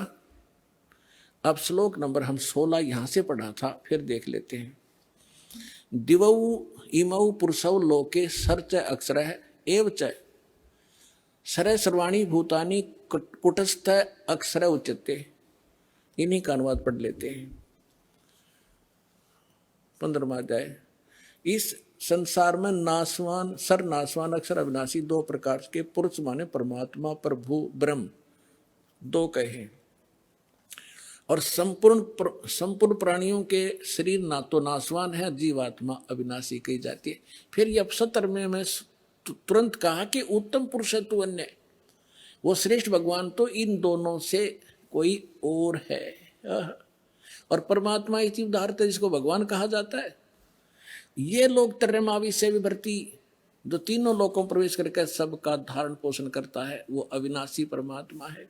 इन्हीं का अनुवाद। उत्तम पुरुष श्रेष्ठ भगवान तो कोई इनसे दोनों से अन्य है जो तीनों लोकों में प्रवेश करके और सबका धारण पोषण करता है, अविनाशी परमेश्वर परमात्मा इस प्रकार कहा गया है। अब ये है वो जड़ संसार रूपी वृक्ष की परवरिश कहाँ से होती है, किससे आहार होता है, कौन पालन करता है। संसार रूपी वृक्ष की जो जड़ है ये परम अक्षर ब्रह्म है। इससे ये तीनों लोकों में प्रवेश करके और सबका धारण पोषण करने वाला ये परम अक्षर ब्रह्म है, ये पूर्ण परमात्मा है, वो जो इन दोनों से सरपुरुष और अक्षर पुरुष से अन्य है। अब ये है तीनों लोकों में प्रवेश करके सबका धारण पोषण करने वाला ये परमात्मा है। अब हम आपको थोड़ा सा इन भगवानों का जो अक्षेत्र दिखाएंगे कि ये कितने प्रभु हैं। जैसे एक ब्रह्मांड होता है, एक ब्रह्मांड में कौन कौन सी स्थिति है वो देखिएगा। ये एक ब्रह्मांड का लघु चित्र है। इस ब्रह्मांड का अंडे जैसी शकल है, अंडे आकार है, अंड आकार है। ये देखिए ऐसा है यहाँ तक। ये इसको अंड भी कहते हैं, इसको ब्रह्मांड भी कहते हैं। और इस ब्रह्मांड के अंदर जो व्यवस्था है वो हमारे शरीर के अंदर हम देख सकते हैं जब हम हमारे इन चैनलों को, कमलों को ऑन कर लेंगे मंत्रों की साधना करके। तो इसलिए इसको पिंड, शरीर को पिंड कहते हैं। जैसे टेलीविजन के अंदर कहीं भी कार्यक्रम हो रहा हो, वो कार्यक्रम हो रहा कहीं और देख हम टीवी पर सकते हैं, ऐसे ये शरीर हमारा है। तो पूरे ब्रह्मांड का जो नक्शा है इस पिंड के अंदर है। इसको पिंड भी कहते हैं, इसको अंड आकार है इसलिए अंड भी इसी को कहते हैं। अरे राधा स्वामी वाले ये नकली पिंड अलग बताते हैं, अंड अलग बताते हैं, और ब्रह्मांड न्यारा क्या पता नहीं इनको। ये देखिएगा, तो ये इस ब्रह्मांड के अंदर क्या क्या व्यवस्था है। नीचे से शुरू करते, ये 7 हैं, तल, अतल, वितल, महातल, अतल, सुतल, रसातल और पाताल लोक। और ये पृथ्वी लोक, ये ब्रह्मा का लोक, ब्रह्मा जी का लोक, विष्णु शिव जी का लोक, विष्णु जी का लोक, और ये स्वर्ग, और ये नरक, ये इंद्र का लोक, ये मानसरोवर, ये धर्मराज का लोक, और ये एक ब्रह्म लोक है इसके अंदर। ये सारा ब्रह्म लोक कहलाता है। इतना ये एक ब्रह्म लोक है। इसमें इसने क्या कर रखा है, नकली सतलोक, ये महाइंद्र काल द्वीप, फिर नकली सतलोक, नकली अलखलोक और नकली अगमलोक और नकली अनामी लोक की रचना इस काल में करवा रखी। ये दुर्गा जी का लोक। यहाँ इसने गुप्त स्थान बना रखा है और इस गुप्त स्थान पर कोई नहीं जा सकता इस काल की रजा से बिना। ब्रह्मा विष्णु महेश का पिता है। इसने 3 स्थान बना रखे हैं, एक रजोगुण प्रधान अक्षेत्र, एक तमोगुण प्रधान अक्षेत्र, एक सतोगुण प्रधान अक्षेत्र, जिसमें ये रजो इस ब्रह्मा रूप में ये अपना ऐसा रूप बना लेता है ब्रह्मा जी जैसा, और दुर्गा को ये अपनी पार सावित्री के रूप में रखता है। इन दोनों के संयोग से इस रजोगुण प्रधान अक्षेत्र में रहते हुए जो पुत्र उत्पन्न होता है इसकी शकल जैसा हो जाता है, उसको ब्रह्मा नाम दे देता है और वो रजोगुण युक्त हो जाता है। इसी प्रकार ये सतोगुण युक्त स्थान है, इसमें स्वयं विष्णु रूप धारण करता है दुर्गा को महालक्ष्मी रूप में रखता है। इन दोनों के संयोग से इस सतोगुण प्रधान क्षेत्र में रहने से जो पुत्र उत्पन्न होता है वो सतोगुण युक्त हो जाता है और उसका नाम विष्णु रख देते हैं। इसी प्रकार ये शंकर रूप बना लेता है, दुर्गा को पार्वती रूप में रखता है और इन दोनों के संयोग से तमोगुण प्रधान क्षेत्र में जो पुत्र उत्पन्न होता है वो तमोगुण युक्त हो जाता है। इसलिए रजगुण ब्रह्मा, सतगुण विष्णु और तमगुण शिव जी की उत्पत्ति करके ये फिर नीचे के लोकों का प्रधान बना देता है, इनको एक एक द्वीप दे देता है और ये तीनों भगवान केवल पृथ्वी लोक, स्वर्गलोक और इस पाताल लोक, इन तीन लोकों के ऊपर ही ये प्रभुता रखते हैं इस एक ब्रह्मांड में। बस इतने मालिक हैं, इतने स्वामी हैं। और ये जो ब्रह्म है इनका पिता सरपुरुष, ये केवल 21 ऐसे 21 ब्रह्मांडों का स्वामी है। ये देखिएगा, आप जी ने जो ब्रह्मांड देखा था ये वाला, अब ये समझो ये एक गेंद सी होगी और ये 21 ब्रह्मांड का अक्षेत्र है इस सरपुरुष का। गीता अध्याय नंबर 15 के श्लोक नंबर 16 और 17 वाले में 3 पुरुष हैं। ये सरपुरुष का अक्षेत्र है 21 ब्रह्मांड। ये एक ब्रह्मांड है जिसको गेंद दिखाई देती है आपको, गेंद सी। 5 ब्रह्मांडों को इकट्ठा करके इसने एक महाब्रह्मांड बना रखा है। ऐसे 4 ब्रह्मांडों में 20 महाब्रह्मांडों में 20 ब्रह्मांड रोक रखे हैं। इसके बाद इसने एक ब्रह्मांड जैसा क्षेत्र ये अलग से और है, ये तो लिखने के लिए समझाने के लिए अलग लिखा है। यहाँ भी इसने एक धोखा कर रखा है, नकली सतलोक, नकली अलखलोक, नकली अगमलोक और नकली अनामी लोक भी 21वें ब्रह्मांड में भी रचना करवा रखी है। ये तपस्शिला है जहाँ बैठ कर ये 1 लाख मानव शरीरधारी प्राणियों को खाता है। ये काल ब्रह्मा विष्णु महेश का पिता।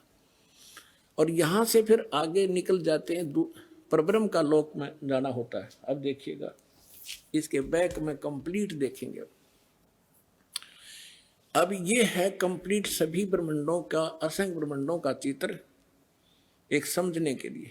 अब जो आपने देखे थे वो 21 ब्रह्मांड, अब ये है 21 ब्रह्मांड। ये सरपुरुष का क्षेत्र है, सरपुरुष का, बस इतना, ये इतना। और इसके बाद ये है परब्रह्म कहो, इसको अक्षर पुरुष कहो। इसे नेक्स्ट ब्रह्म जो है ये 7 संख्य ब्रह्मांड, इससे कई गुना बड़ा है। ये अक्षर पुरुष का केवल इतना ही अक्षेत्र है 7 संख्य ब्रह्मांड का। और ये है वो परम अक्षर ब्रह्म, असंख्य ब्रह्मांड का स्वामी। ये असंख्य, ये छोटे छोटे दिखे सारे ब्रह्मांड हैं, सारे अलग अलग से।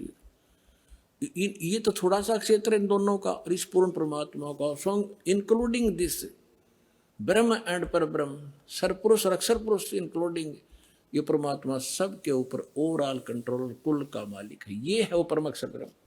गीता अध्याय नंबर 8 के श्लोक नंबर 1 में अर्जुन ने प्रश्न किया कि हे भगवान, आपने गीता अध्याय नंबर 7 के श्लोक नंबर 29 में कहा है कि जो व्यक्ति जरा और मरण से छूटने का प्रयत्न ही कर रहे हैं, इस संसार की किसी वस्तु की इच्छा नहीं रखते, वो तत्ब्रह्म को और सारे अध्यात्म को और सभी कर्मों से परिचित हैं, वही व्यक्ति यहाँ से जरा और मरण, जरा माने वृद्ध अवस्था का दुख, कहर बुढ़ापे का, और मरण माने मृत्यु, इन दोनों दुखों से बचने का जो प्रयत्न कर रहे हैं वो उस तत्ब्रह्म से परिचित है। तत्ब्रह्म कौन? अभी आपको बताया था। अब देखिएगा गीता अध्याय नंबर 7 के 29 को पढ़ते हैं। ये देखिए, श्रीमद् भगवत गीता अध्याय नंबर 7 का और श्लोक नंबर 29 यहां पर है। हम संस्कृत पढ़ेंगे, आराम से समझ लेंगे। जरा मरण मोक्षाय, जरा माने वृद्ध अवस्था, मरण माने मृत्यु, मोक्ष माने छुटकारे के लिए, माम आश्रित यतन्ति ये ते ब्रह्म तत्विदु कर्षणम अध्यात्म कर्म च अखिलम। इसका अर्थ बनता है कि मेरे इस ज्ञान को आश्रय कर लेगा जो मैंने ज्ञान दिया है कि अर्जुन तत्वदर्शी संत की खोज कर ले उस परमात्म तत्व को, परमात्मा को समझने के लिए, जहां जाने के बाद फिर लौटकर कभी जन्म मृत्यु नहीं होगी, परम शांति प्राप्त होगी।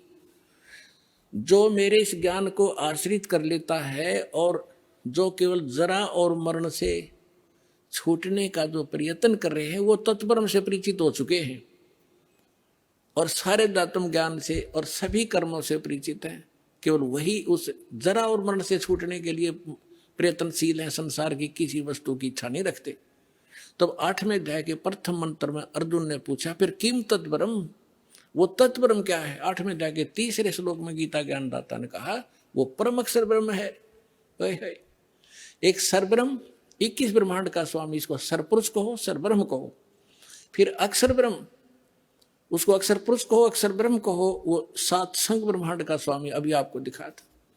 और वो उत्तम पुरुषत्व अन्य परमात्मा इति उदाहरते 15वें अध्याय के 17वें श्लोक में, या गीता अध्याय नंबर 8 के श्लोक नंबर 3 में कहा कि वो परम अक्षर ब्रह्म है। अब गीता ज्ञानदाता कहता है मेरी साधना करेगा तो मुझे प्राप्त होगा, जन्म मृत्यु तेरी भी रहेगी मेरी भी रहेगी। और उस तत्वदर्शी संत की खोज करके उस परम अक्षर ब्रह्म की साधना करेगा, उसको प्राप्त हो जाएगा, फिर कभी तेरी जन्म मृत्यु नहीं होगी। इतना सा ज्ञान है इस पूरी गीता जी में। अब देखिएगा, हम पढ़ रहे अध्याय नंबर 7 का और मंत्र नंबर 29। ये तो दास ने आपको संस्कृत से अनुवाद किया है। अब देखिएगा इनका अनुवाद। जो मेरे शरण होकर जरा और मरण से छूटने के लिए यत्न करते, जरा माने नहीं लिखे उन्होंने, क्या होता है जरा माने बुढ़ापा, वृद्धावस्था का कष्ट। इस जीव के ऊपर 2 दुख हैं सबसे भारी। एक तो वृद्धावस्था, सारे अंग शिथिल हो जाते हैं, सब रोग घेर लेते हैं। और फिर मृत्यु, देख कितने अच्छे बेटे हैं बेटियां हैं, कैसी मकान है कोठी है, और कैसा दिल लग रहा है, 1 मिनट में मृत्यु हो जा, खा के जीवन।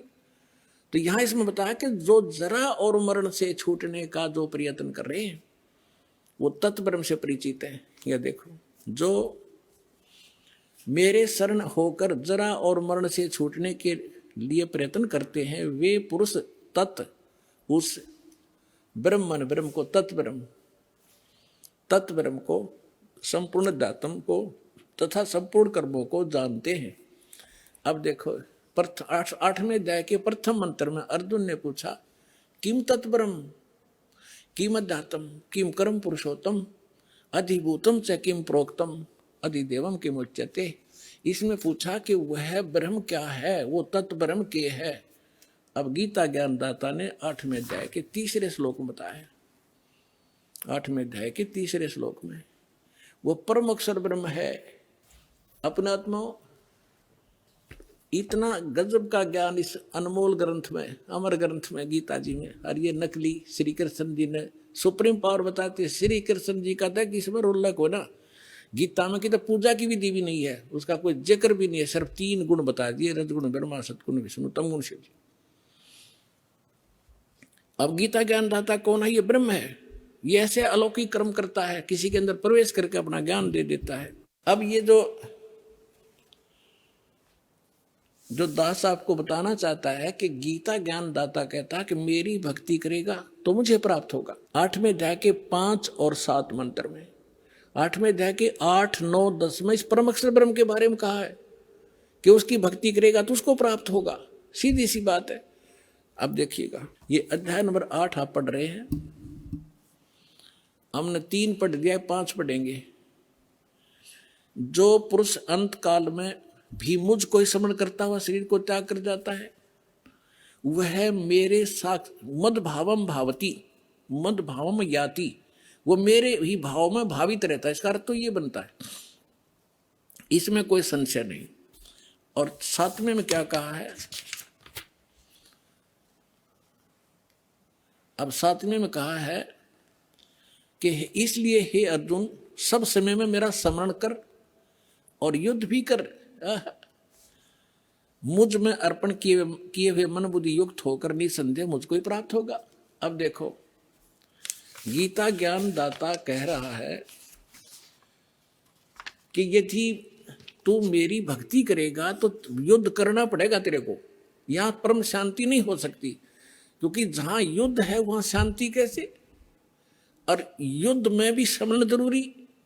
तो इसलिए जो हठ योग किए करते हैं जंगल में बाहर वन में चले जाते हैं, या 2.5 घंटे सुबह 2.5 घंटे शाम को हठ योग करते हैं, ये गीता और वेदों विरुद्ध है और सच्चिदानंद घनब्रह्म की वाणी के विरुद्ध है। सच्चिदानंद घनब्रह्म की वाणी में उस तत्व ज्ञान में लिखा है, नाम उठत नाम बैठत नाम सोवत जागवे, नाम खाते नाम पीते नाम सेती लागवे। यही गीता में लिखा है कि तू युद्ध भी कर, मेरा समण भी कर, और इसका सिमरण करते हुए अंतिम सांस तक तो मेरा सिमरण करता हुआ शरीर छोड़कर जाएगा तो मुझे प्राप्त होगा। अपना नाम अपना मंत्र क्या बताता है देखिएगा, गीता अध्याय नंबर 8 के श्लोक नंबर अब 13 में गीता ज्ञानदाता कहता है, ओम इति एकाक्षरम ब्रह्म व्यवहरण माम अनुसमरण, यह प्रयाति तदंदेहम सयाति परमाम गतिम।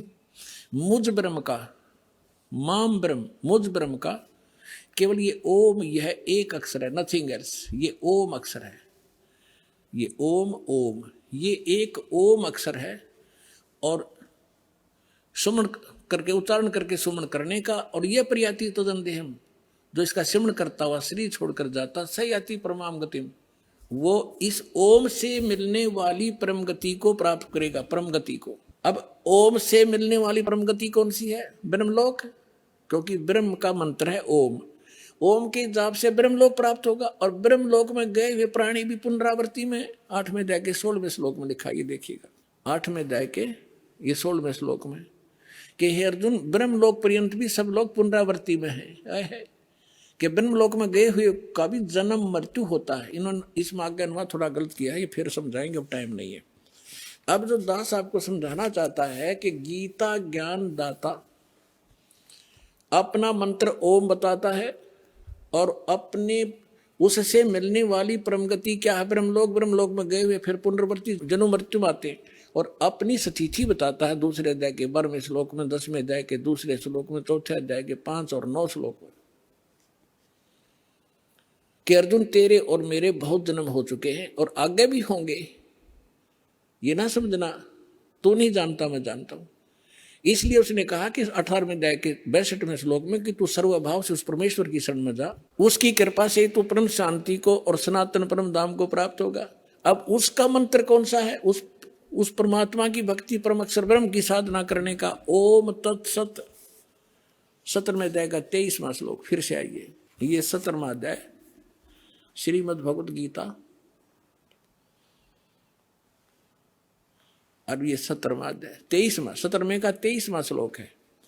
ओम तत्सत इति निर्देश है ब्रह्मण है त्रिविध है समर्थ है ब्राह्मणा तेन वेदा च यज्ञा विहिता पुरा। ओम ओम तत् तत् सत सत, ऐसे यह 3 प्रकार का सच्चिदानंद घन ब्रह्म, उस परम अक्षर ब्रह्म का मंत्र कहा है।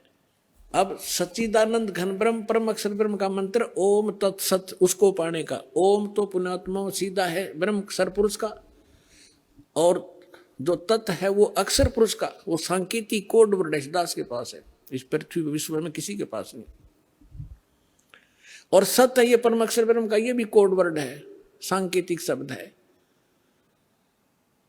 ओम और तत् जो सांकेतिक शब्द है वो दोनों मिलकर ये सतनाम बनता है 2 अक्षर का। और जिसका भी आज तक मोक्ष हुआ उन महापुरुषों ने इस सतनाम का जाप किया है। और जो सत्य है वो सारनाम की तरफ संकेत है, वो भी कोई अन्य मंत्र है जो भक्तों को प्राप्त हो चुके हैं, उनको खूब ज्ञान है। अब 8वें अध्याय के 8, 9, 10 श्लोक, 3 श्लोकों में गीता ज्ञानदाता उस परम अक्षर ब्रह्म की साधना के लिए कहता, उसकी भक्ति करेगा उसको प्राप्त होगा, मेरी करेगा मुझे प्राप्त होगा, मुझे मेरी भक्ति करेगा जन्म मृत्यु तेरी भी रहेगी मेरी भी रहेगी, सनातन परम धाम नहीं प्राप्त हो सकता, परम शांति नहीं हो सकती, वो स्थान प्राप्त नहीं हो सकता जहाँ जाने के बाद फिर दौड़कर कभी संसार बन जाते, और उसके बगैर पूर्ण मोक्ष नहीं हो सकता, परम शांति नहीं हो सकती, और ये जन्म मरण का कष्ट मिट नहीं सकता। अब देखिएगा श्रीमद् भगवत गीता 8वें अध्याय का 8, 9, 10 आपको रूबरू करते हैं। अध्याय नंबर 8 का, और यहां से शुरू करेंगे। यहां तक तो इसने अपना बता दिया है कि हे अर्जुन 7वें तक तो कि अर्जुन, इसलिए हे अर्जुन सब समय में मेरा स्मरण कर और युद्ध भी कर। इस प्रकार मुझ में अर्पण किए हुए मन भाव से युक्त होकर निसंदेह मुझको प्राप्त होगा। और फिर 8वें में क्या कहा है? अब अभ्यास योग युक्तेन चेतसा न अन्य गामिना परमं पुरुषम दिव्यम याति पार्थ अनुचिंतन। यहां देखिए, हे पार्थ, यह नियम है कि परमेश्वर के, देखो पुण्यात्माओं, डेफिनेशन ऑफ गॉड भी आज तक हमें प्राप्त नहीं बता सके हमारे नकली गुरु। ये सरपुरुष है, ईश्वर ये अक्षर पुरुष है, और परमेश्वर इन सबसे उत्तम परमेश्वर वो सच्चिदानंद घन ब्रह्म, वो परम अक्षर ब्रह्म है। अब यहां बता रहे हैं कुछ परमेश्वर के ध्यान, उसकी भक्ति करने से उसको प्राप्त होता है। देखिए, हे पार्थ, परमेश्वर के ध्यान के अभ्यास रूप योग से, ये नहीं, अभ्यास योग युक्तेन, जो मंत्र बताए हैं उनके अभ्यास करने से, और दूसरी ओर न जाने वाले चित्त से, यानी और कोई साधना नहीं करने वाला व्यक्ति, और निरंतर चिंतन करता हुआ परम दिव्य पुरुषम, परमम दिव्यम पुरुषम, परम प्रकाश रूप नहीं, परम दिव्य पुरुष को, अर्थात उस परमेश्वर को, परम अक्षर ब्रह्म को ही प्राप्त होता है। अब देखना 9वें में क्या कहा है। ये 8वां हमने पढ़ दिया, 9वां में 8वें का 8वां पढ़ दिया, 9वां। यहां लिखा है कि यहां पर कवियम शब्द भी लिखा है, इसको अभी नहीं छेड़ेंगे, लंबा विषय बन जाएगा। जो इन्होंने इसका अर्थ कर दिया सर्वज्ञ।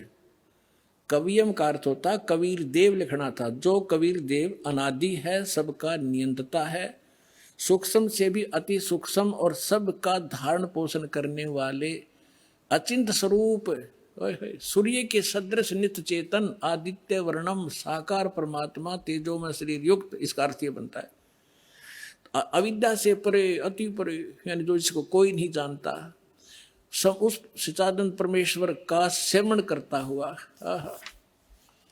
और 10वां श्लोक 8वें अध्याय का, करता हुआ वह भक्ति युक्त पुरुष साधक अंत काल में योग बल से, योग माने साधना की शक्ति से, बिरकुटी के मध्यम में प्राणों को अच्छी प्रकार स्थापित करके फिर निश्चल मन से उस 3 मंत्र के जाप का स्मरण करता हुआ उस दिव्यम परमम पुरुषम, परम अक्षर ब्रह्म को, दिव्य रूप परम पुरुष को, गीता ज्ञान दाता से अन्य जो परम अक्षर ब्रह्म है उसको ही प्राप्त होता है।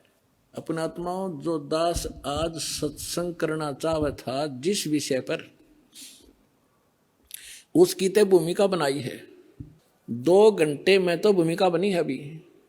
आज दास आपको ये बताना चाहता था कि ब्रह्मा विष्णु महेश की क्या स्थिति है और गीता में उसको क्या संज्ञा दे रखी है, वो लंबा विषय बन गया, फिर कल के सत्संग में सुनाएंगे। और दूसरा ये सुनाना चाहता था कि ये है वास्तविक ज्ञान हमारे सदग्रंथों का। और ये राधा स्वामी वाले क्या बताते हैं कि हमारे साढ़े गुरुओं का ज्ञान तो गीता वेद पुराणों से आगे का है। हमने गीता और वेदों की कोई आवश्यकता नहीं, उनका ज्ञान दिखाना चाहूं था पर समय थोड़ा रह गया। वो किसा ज्ञान है, कल दिखाएंगे उनको।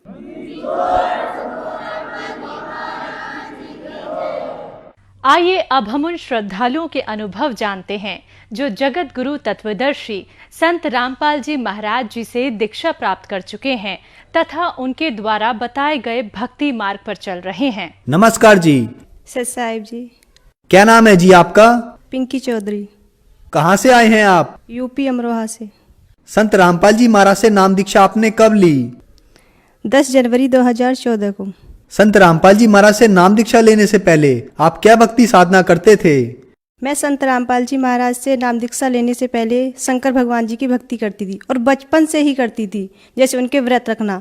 लेकिन परमात्मा की जो बंदी छोड़ सतगुरु रामपाल जी महाराज है, उनकी दया इतनी हुई कि मैं किसी और अन्य देवी देवताओं को नहीं मानती थी सिवाय शंकर भगवान जी के। मैं उनके ही व्रत रखती थी और किसी गुरु के चक्कर में नहीं पड़ी थी। मुझे कोई मोक्ष के बारे में या किसी गुरु के बारे में कोई जानकारी नहीं थी। शंकर भगवान जी की भक्ति करते करते आपको क्या क्या लाभ हुए?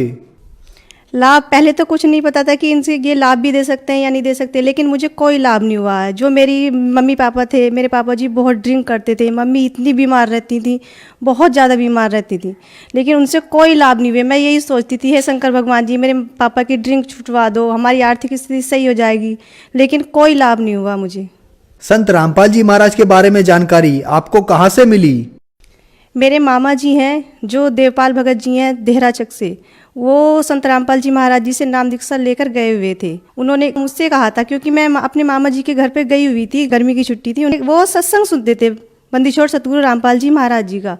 तो जब वो सत्संग सुनते थे, हम सीरियल देखते थे, हम बोलते थे कि भैया आप क्या देखते हो, ये हमें अपने सीरियल देखने दो, ये तो रोज ऐसे ही दिखाते हैं, एक ही पुस्तक को खोल के बार बार दिखाते हैं, पता नहीं आप क्या देखते हो। तो वो कहते थे पागल तेरी समझ में नहीं आएगा, जब जिस दिन तू नाम लेगी ना तुझे ज्ञान होगा तब देखना, तू भी रोए करेगी। तो मैंने बोला नहीं नहीं ऐसी कोई बात नहीं है। तो फिर अगले दिन उसने कहा एक काम करते हैं कि हम जो बुआ जी को लेकर चलते हैं, क्योंकि मम्मी बहुत बीमार रहती थी और बुआ जी ठीक हो जाएंगी। मैं बोला भैया एक काम करो, तुसी जो है ना मम्मी नू लेके नहीं जाओ, पापा जी नू लेके जाओ, क्योंकि पापा जी हमारे ड्रिंक करते थे और अगर पापा जी शराब पीनी छोड़ देंगे ना तो हमारा सारी फैमिली अच्छी हो जाएगी। तो बोला ठीक है मैं कोशिश करता हूँ। मेरे मामा जी का लड़का मेरे पापा को सतलोक आश्रम बरवाला लेकर गए। मेरे पापा जी ने संत रामपाल जी महाराज जी से नाम दीक्षा ली और नाम दीक्षा लेने के बाद वो घर पर आए। उन्होंने हमसे बताया, मुझसे, मम्मी से, मेरी छोटी सिस्टर थी, भैया थे, सबसे बताया। तो जब मुझसे कहा, पापा आके तारीफ़ कर रहे थे सतलोक आश्रम बरवाला की कि वहाँ पे फ्री खाना मिलता है, वहाँ का रहन सहन ऐसा है, सभी भगत इतने प्यार से बात करते हैं और मतलब देसी घी के बता रहे थे कि सब सामान ऐसे बनता है। तो मैंने कहा पापा से कि पापा जी आप तो बस ऐसे ही करते हो, कोई पागल नहीं है कि इतना आपको इतना सब कुछ देगा। बोले नहीं बेटा एक बार चल के देखना। मैं बोला चलो ठीक है मैं घूमने चलती हूँ। पापा जी मुझे ले गए घुमाने के लिए। मैं घूमने गई थी, ना कि नाम दीक्षा लेने गई थी वहाँ पे। लेकिन जब मैंने वहाँ पर जाकर देखा जो रामपाल जी महाराज जी हैं, उनकी ऐसी दया हुई कि मैंने भी फिर नाम दीक्षा ले ली। संत रामपाल जी महाराज से नाम दीक्षा लेने के बाद अनेक से भक्तों को लाभ होते हैं, तो क्या आपको भी कोई लाभ हुए? जी हाँ, संत रामपाल जी महाराज जी से नाम दीक्षा लेने के बाद मुझे सबसे पहला लाभ, जो मानव जीवन का मूल कार्य होता है, यानी कि जिसे मोक्ष कहते हैं, 84 लाख योनियों से जो पीछा छूटता है, मुझे मोक्ष मिलने की सही विधि, सही भक्ति विधि मुझे प्राप्त हुई। और जैसे शारीरिक लाभ होते हैं, मेरे पित्त की जो थैली होती है, गुर्दे में पथरी होना तो आम बात होती है, लेकिन मेरी पित्त की थैली में पथरी थी और 6 9 mm की इतनी पथरी थी और मेरे इतना दर्द होता था, इतना दर्द होता है कि डॉक्टर कैप्सूल भी देते थे और मेरे इंजेक्शन भी लगाते थे, तब जाकर मुझे थोड़ी शांति मिलती थी। लेकिन मुझे कोई लाभ नहीं हो रहा था। सबने ये बोल दिया था कि ऑपरेशन होगा इसका, तभी इसके पित्त की थैली पथरी की निकलेंगी। लेकिन मैंने संत रामपाल जी महाराज जी से सिर्फ प्रार्थना की थी कि गुरुजी मेरे ऐसे ऐसे पथरी हैं। तो संत रामपाल जी महाराज जी ने कि मात्र आशीर्वाद से ही मेरी वो पथरी, आज 3 साल हो चुके हैं, मेरे ना ही कोई दर्द है ना कोई पथरी है, बिल्कुल कुछ भी नहीं है। और मेरे पापा जी जो ड्रिंक करते थे, ना ही वो ड्रिंक करते हैं। मेरी मम्मी, उनकी हालत इतनी ख़राब रहती थी, वो भी बिल्कुल सही है, आज अच्छे से काम करती हैं, चलती फिरती हैं, आराम से चलती हैं। और मेरी नानी जी हैं, मेरी नानी जी को शुगर की बीमारी, गठिया बाई, मेरी नानी जी की टांगों में भी इन्फेक्शन था, वो चल नहीं पाती थी। उनके लिए एक स्टिक बनी हुई थी, डॉक्टर ने दे दी थी, वो उनसे ही चलती थी और हम पकड़ पकड़ के लेके जाते थे उन्हें। लेकिन संत रामपाल जी महाराज जी से नाम दीक्षा लेने के बाद आज वो बिल्कुल सही हैं। अगर किसी को विश्वास नहीं आए तो मेरी नानी जी भी मेरे साथ है, आप देख सकते हैं, ये मेरी नानी जी है जो आज बिल्कुल सही सलामत आपके सामने खड़ी हैं। नमस्कार जी। सत्साई जी। जैसा कि आपकी बेटी ने बताया कि आपको शुगर की बीमारी थी, गठिया की बीमारी थी, आप चल फिर नहीं सकते थे, तो क्या ये सच है? हाँ जी ये सच है। मुझे गठिया बाई भी थी और मुझे शुगर भी था और मेरी टांगों से बेकार हो गई थी, बस खाट पर पड़ी रहती थी, उठा उठा के ये रखती थी मुझे। आज मैं बिल्कुल सही हूँ, सिर्फ सतगुरु रामपाल जी महाराज के आशीर्वाद से ही सही हुए, उनसे प्रार्थना लगाई थी। संत रामपाल जी महाराज से नाम दीक्षा लेने के बाद आपको बहुत लाभ प्राप्त हुए, आप भगत समाज को क्या संदेश देना चाहेंगे? जी मैं भगत समाज से हाथ जोड़कर प्रार्थना करना चाहती हूँ कि जो आप दर दर की ठोकरें खाते हैं, कोई शिव जी की भक्ति करता है, कोई किसी और की भक्ति करता है, तो आइए और संत रामपाल जी महाराज जो हरियाणा में बैठे हुए हैं, जैसे हमारे परमात्मा कहते हैं कि पूर्व पश्चिम उत्तर दक्षिण फिरदा दाने दाने नू सर्वकला सतगुरु साहिब दी हरियाणे हरियाणे नू। तो परमात्मा हरियाणे में आए हुए हैं, उन्हें पहचानो क्योंकि आज जो शिक्षित समाज है, पहले तो ये धर्मगुरु हमारा बेवकूफ़ बनाते थे, हमारे जो दादा परदाता हैं वो पढ़े लिखे नहीं थे, लेकिन समाज तो शिक्षित है। हमारे जो सदगुरु रामपाल जी महाराज जो वेद शास्त्र खोल कर बता रहे हैं कि भगवान कौन है, उसकी पहचान करो। और सभी शास्त्र यही बताते हैं कि जो कबीर साहब है वो पूर्ण परमात्मा है। हमारी गीता जी प्रमाण के साथ बता रही है कि जो कबीर साहब है वो ही पूर्ण रूप से पूर्ण भगवान है, पूर्ण ब्रह्म वही है। सभी से मैं हाथ जोड़कर प्रार्थना करना चाहती हूँ कि संत रामपाल जी की शरण में आओ और उनसे नाम दीक्षा लेकर अपना कल्याण करवाओ। धन्यवाद जी। सत साहेब जी।